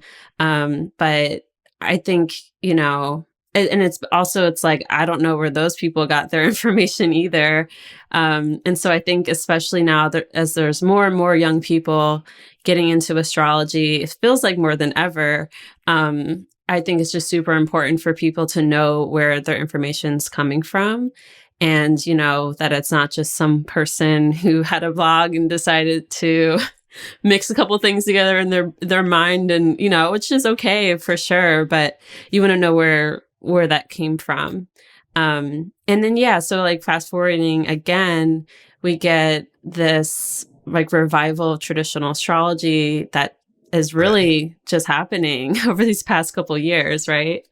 Yeah, it's really exploded over the course of the past decade. And it's like, because I've continued my efforts and I started getting into podcasting in the early 2010s, first through taking over a show called Traditional Astrology Radio in 2010 from Jackie Minkeys on my birthday, actually, in Mm. 2010. And then I did like a few episodes, like maybe 5 or 6 episodes or so on that over the course of 2 years. And then in May of 2012, the domain, the Astrology Podcast, just like dropped in my lap.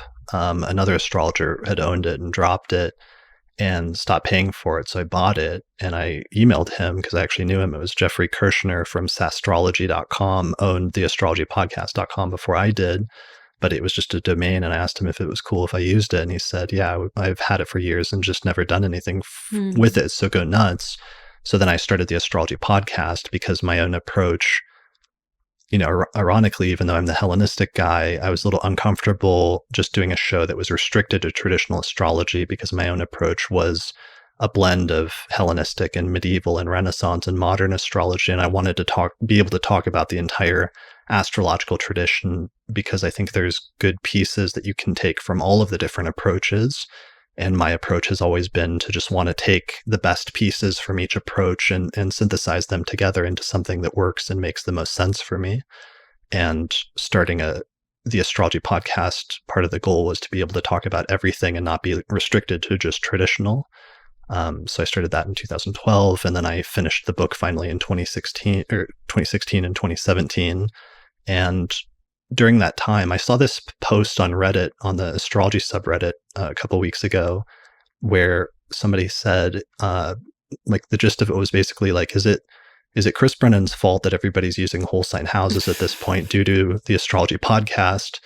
And I thought that was a really interesting question because that was one of the things that I was surprised at when I first got into Hellenistic in 2005 is I quickly started writing and trying to promote, and I was surprised not everybody was already using like whole sign houses and sect as like two of the Hmm. primary things, but it really hadn't, like Rob Hand had done a lot of advocacy for it, and had written Mountain Astrologer magazine articles and had written a little monograph on it. And he'd had a little bit of success, but it hadn't really taken off or caught on that much. And then all of a sudden, like one of the things I did is I gave a talk on whole sign houses at UAC in 2008 in Denver. And the head of the three head programmers from Astro.com were there in that lecture. And afterwards they left. He came up to me, Alois Trendle came up to me and he said, you finally convinced me to integrate whole sign houses into Astro.com. So it's like there were little turning points and little moments like that. And there's a little balance, because on the one hand, I want to be humble and acknowledge that there's a bunch of different astrologers that have been using whole sign houses over the past decade and promoting it in their work, like, Demetra George, Rob Hand in a longer term time frame, but also, Kelly Surtees, Austin Coppock, and a number of other astrologers. But then on the other hand, I have promoted that technique and sect, a lot through my work, and to whatever extent the Astrology Podcast has become something that's influenced, especially a lot of the newer generation of astrologers. Maybe that has been one of the major contributing factors to its popularity over the course of the past few years. Definitely. I mean, I would 100% agree with that. So you're just like, no, that's definitely that's definitely it. Okay. Yeah. I mean, what else could it have been? I had started like talking to this girl on Reddit about astrology. She was like the first astrology friend that I had, and just some random girl. We randomly started talking. I think I saw it was in some like popular subreddit. Someone was shitting on astrology, and this person was defending astrology, and I was like, what? And so I DM'd them, or private message, whatever it is, on Reddit, and we just like became astro friends for like 2 years straight. We were just talking on WhatsApp all the time about astrology, and she's Nice. the one who convinced me to look at my chart in equal houses. And then I started to use that, and then shortly after that was when you published, or you put out an episode about whole sign houses and why you switch, or why it's so great, basically. And the main point being, and this is what I remember at least, the main point being whole sign transits. Like when Saturn shifts into a whole sign house, like you can feel it, that like all those themes kind of start as that shifts begins, and it doesn't necessarily it doesn't happen only when it crosses that quadrant boundary, I guess, house boundary. So yeah. I switched pretty early on after hearing that. I always thought that was one of the most compelling arguments for me, is that it wasn't just like a hypothetical argument or a conceptual argument, but you could actually test it out, because part of the basic premise of whole sign houses, if it's true, is that as soon as a planet changes signs and ingresses into a new sign, it's also ingressing into a new house. And in fact, you can see the topics associated with that house start to come into play if you pay attention when the planet moves into or when it leaves a whole sign house, even if there's a period of like a peak of intensity, when it hits like the exact cusp of like, let's say the degree of the ascendant or the degree of the descendant, or hits a planet within that sign, even if there's a peak in intensity, there's still like a beginning and ending phase, and that tends to coincide with the cusp. Definitely. Yeah. Yeah. And then concepts like sect, I knew nothing about before the podcast. So much I learned, and so many of us learned through your show.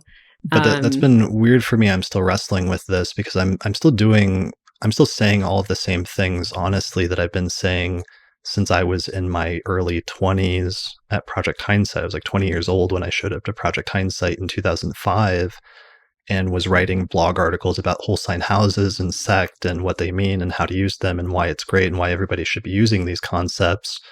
I've been saying the same thing all along, basically since that point. And then at some point, I don't know when it happened, but it just turned around at some point in the past few years. And suddenly I was like in my mid 30s, and there's another generation of astrologers below me in their 20s that suddenly had been influenced in a significant way by some of those things that I've been saying due to the podcast.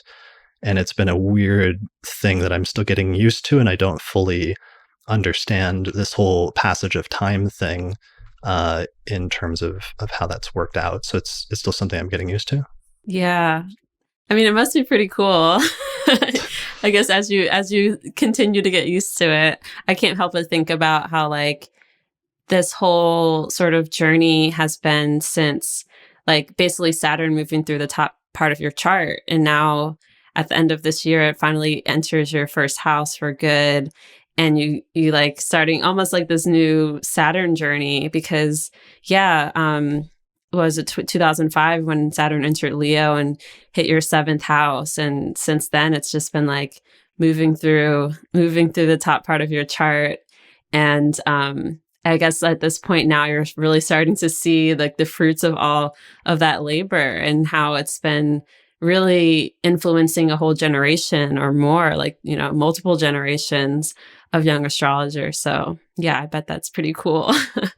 Yeah, it has been really cool and really gratifying. And I'm glad to see it also puts a lot of increasingly more and more pressure over the past 2 years on me because now I realize every time I release an episode of the podcast, I start thinking like, what influence is this going to have in 5 or 10 years? Or if 100 people listen to this and take the things that are taught in this episode for granted, how's that going to influence the tradition and people's views and everything? So it's actually created an immense amount of pressure each month and like coming up with what episodes I'm going to do and making sure we do a good job and like cover good topics that I believe in and have faith in.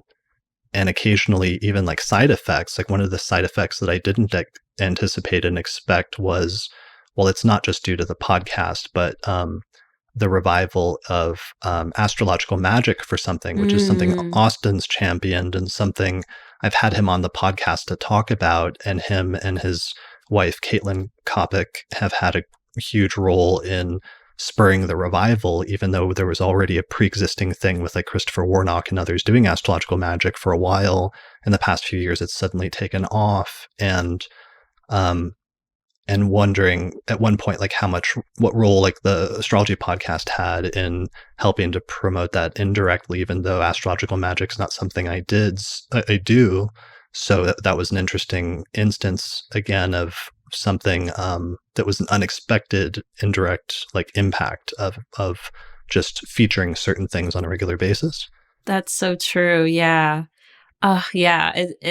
It definitely, I mean, it seems like the podcast really helped put both Kelly and Austin like more on the map and just, you know, putting more eyes on all three of you. But yeah, the whole Astro Magic revival is like a whole nother, I should try to get the Kopics on. I'll try. I don't know if Caitlin will, but right. That'd be really cool to talk to them. It's worth a shot. I wish if Austin and I did the episode last year when he was out here, actually this time in November with Kelly to record a bunch of episodes. We did an episode talking about this, but I wish Caitlin, she was busy doing some stuff with Sphere and Sundry at the time, but I wish I'd been able to interview both of them at the same time, because that would have been a much more interesting discussion. I think she would have made up for some of the things that I was lacking and didn't emphasize properly. But yeah, so that's another interesting thing. And I'm sure there's all sorts of other indirect ways that things have been influenced that I don't even know about yet and may not even become clear until later. But yeah, the whole sign houses, for example, is just one of the examples of something where I feel like that has had a tangible impact. And that's been really interesting to see after years of it seemingly not having a huge impact much at all. Mm-hmm. Yeah. I keep wondering, like, when is whole sign houses going to be the default on all of the, you know, online search, online astro, and even the apps too. Like, I feel like that's coming. I don't know. It's just becoming more and more popular, especially with younger astrologers. Like I have quite a bit of Gen Z clients and students because I do tutoring. And it's always mind blowing to me. I'll get someone who's like 20 years old, books an astro student reading, and they're like, yeah, so I know I'm in a 9th house perfection. And, you know, they just like already have this lingo, like down, and they just need help like making sense of it. But the framework is there, which I just appreciate so much about your show, sort of like introducing that to this whole generation, really. Yeah, because that, again, it was something that I was lacking so much in my early astro education. Like, I just really craved a foundation, and a framework to kind of put all of my information into, Mhm. or all the knowledge that I had gained. So yeah, it's really cool that that framework is becoming more and more just like almost standardized.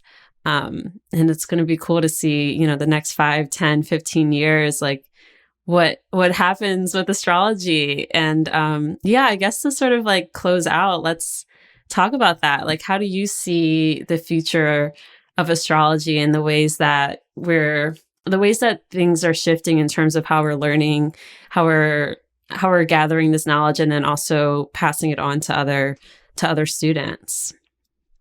Yeah, and just to mention really quickly, somebody, I think it was on Alice Sparkly Cat's page, mentioned that like CoStar was running a survey right now about whether they should integrate whole sign houses into their Mm, thing. I'm not sure if that's a secondary thing or a default, but I thought it was a funny that's good to additional thing, know. just Yeah. side effect thing. So where are things going in the future? I mean, you know what, I one of the things I noticed when I got into traditional astrology and got really into the history and looking at the formation of Project Hindsight in 1992, especially, I kept looking at that to see what was going on astrologically during that time. And the big thing that always stood out was the Uranus Neptune conjunction, which took place in Capricorn around that time. And what was weird about that, though, is like the history of astrology became one of my main interests and one of my main things, especially through the book A History of Horoscopic Astrology by James Holden, which is still one of my favorite books. And it's one of like the top books that I tell everybody they should read of, your top 5 or 10 astrology books, that you should read this book on the history of astrology because it's really good and it's really concise and digestible, like easily digestible. Um, if you take Holden's book, he breaks up like the tradition of of astrology into these different eras and different periods. But one of the things that I noticed is when I saw that conjunction of Uranus and Neptune around the foundation of Project Hindsight, and then the subsequent revival of these older forms of astrology, I decided to take that back and look and see if that had happened before. And one of the things that was really bizarre and weird is that I did see every time there was a Uranus Neptune conjunction, it happened during one of these great revivals of older forms of astrology, which were Mm, then synthesized with whatever the prevailing astrological paradigm was at the time. And then out of that synthesis came a new form of astrology that would then become the dominant approach for the next century or two. wow. So, to give an example of that, like William Lilly's Christian Astrology, which was published in 1647, was published within a few years of a Uranus Neptune conjunction. And that represented Lilly drawing on this huge wealth of earlier sources that he had access to, including Ptolemy and Greek, but also all of the early medieval authors like Abu Mashar and Masha Allah. He was reading in Latin translations from the Arabic, and he was also reading like Guido Bonatti, and he was also drawing on some Renaissance sources like Jerome Cardan, and he synthesized all of those together into, along with some of the prevailing approaches to astrology that he learned from his teacher and other contemporaries, to create the approach that we see as like this finished thing in Christian astrology.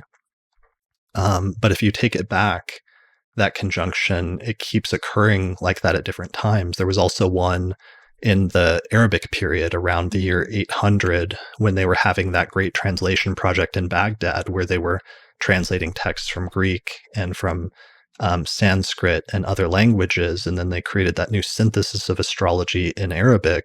That was also around the time of a Uranus Neptune conjunction. So Wow. you can take it all the way back to like the first century CE. There was one shortly before Hellenistic astrology appears on the stage in the first century BCE, which I suspect Mm, then can help us to locate when Hellenistic astrology was developed.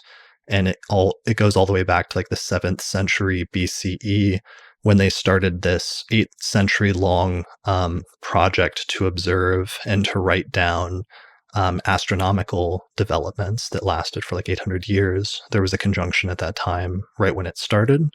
So for some reason, it recurs throughout the history of astrology. And we had one in 1992 at the foundation of Project Hindsight. And if, my expectation from that ever since I discovered that 15 years ago in 2005 was that what that meant is that there would be a revival of older forms of astrology, and they would be synthesized with modern astrology to create a new, unique synthesis that would go on to be the dominant approach over the next century or so. So I think that's where we're at now. That's really cool. It's like almost a little meta, using astrology to look at the history of astrology. Right. Cool. Yeah. I mean, for me, that conjunction is on my North Node in my 11th house. And so this whole time period, I've said it before, but this past 5 years, especially the past 2 years since Jupiter went through Scorpio, has really just felt like a dream, like being able to be in community with other astrologers.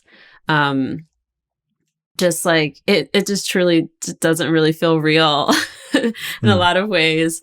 And yeah, I mean, just the amount of younger people that have come into the field all of a sudden. And how just like I can be on Tinder and a guy can tell me their sun, moon, and rising. So like that, even, you know, like that the general more advanced forms of astrology have suddenly like penetrated the mainstream, so that sun, moon, rising is now the new sun sign. Like everybody knows their sun, moon, rising. Yeah, exactly.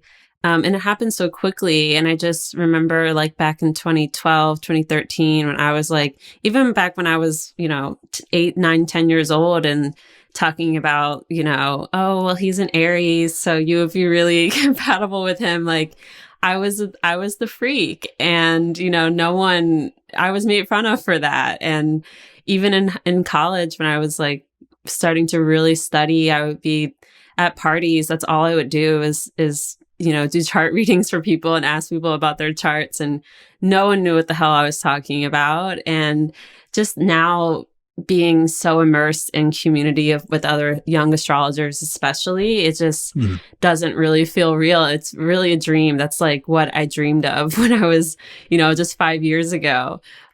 So it's really phenomenal to me. And yeah, I mean, it's phenomenal being able to talk to you right now about astrology on my show. When like this, I remember you talking about, it was a couple years ago, talking about Uranus's transit through Aries and sort of reflecting on it, and speaking about how like that's when you really started to put a lot more effort into the podcast, as it was going through your third house, and you had to learn all these new techniques. And that really, to me, think like Uranus is now in my third house, and I started this podcast.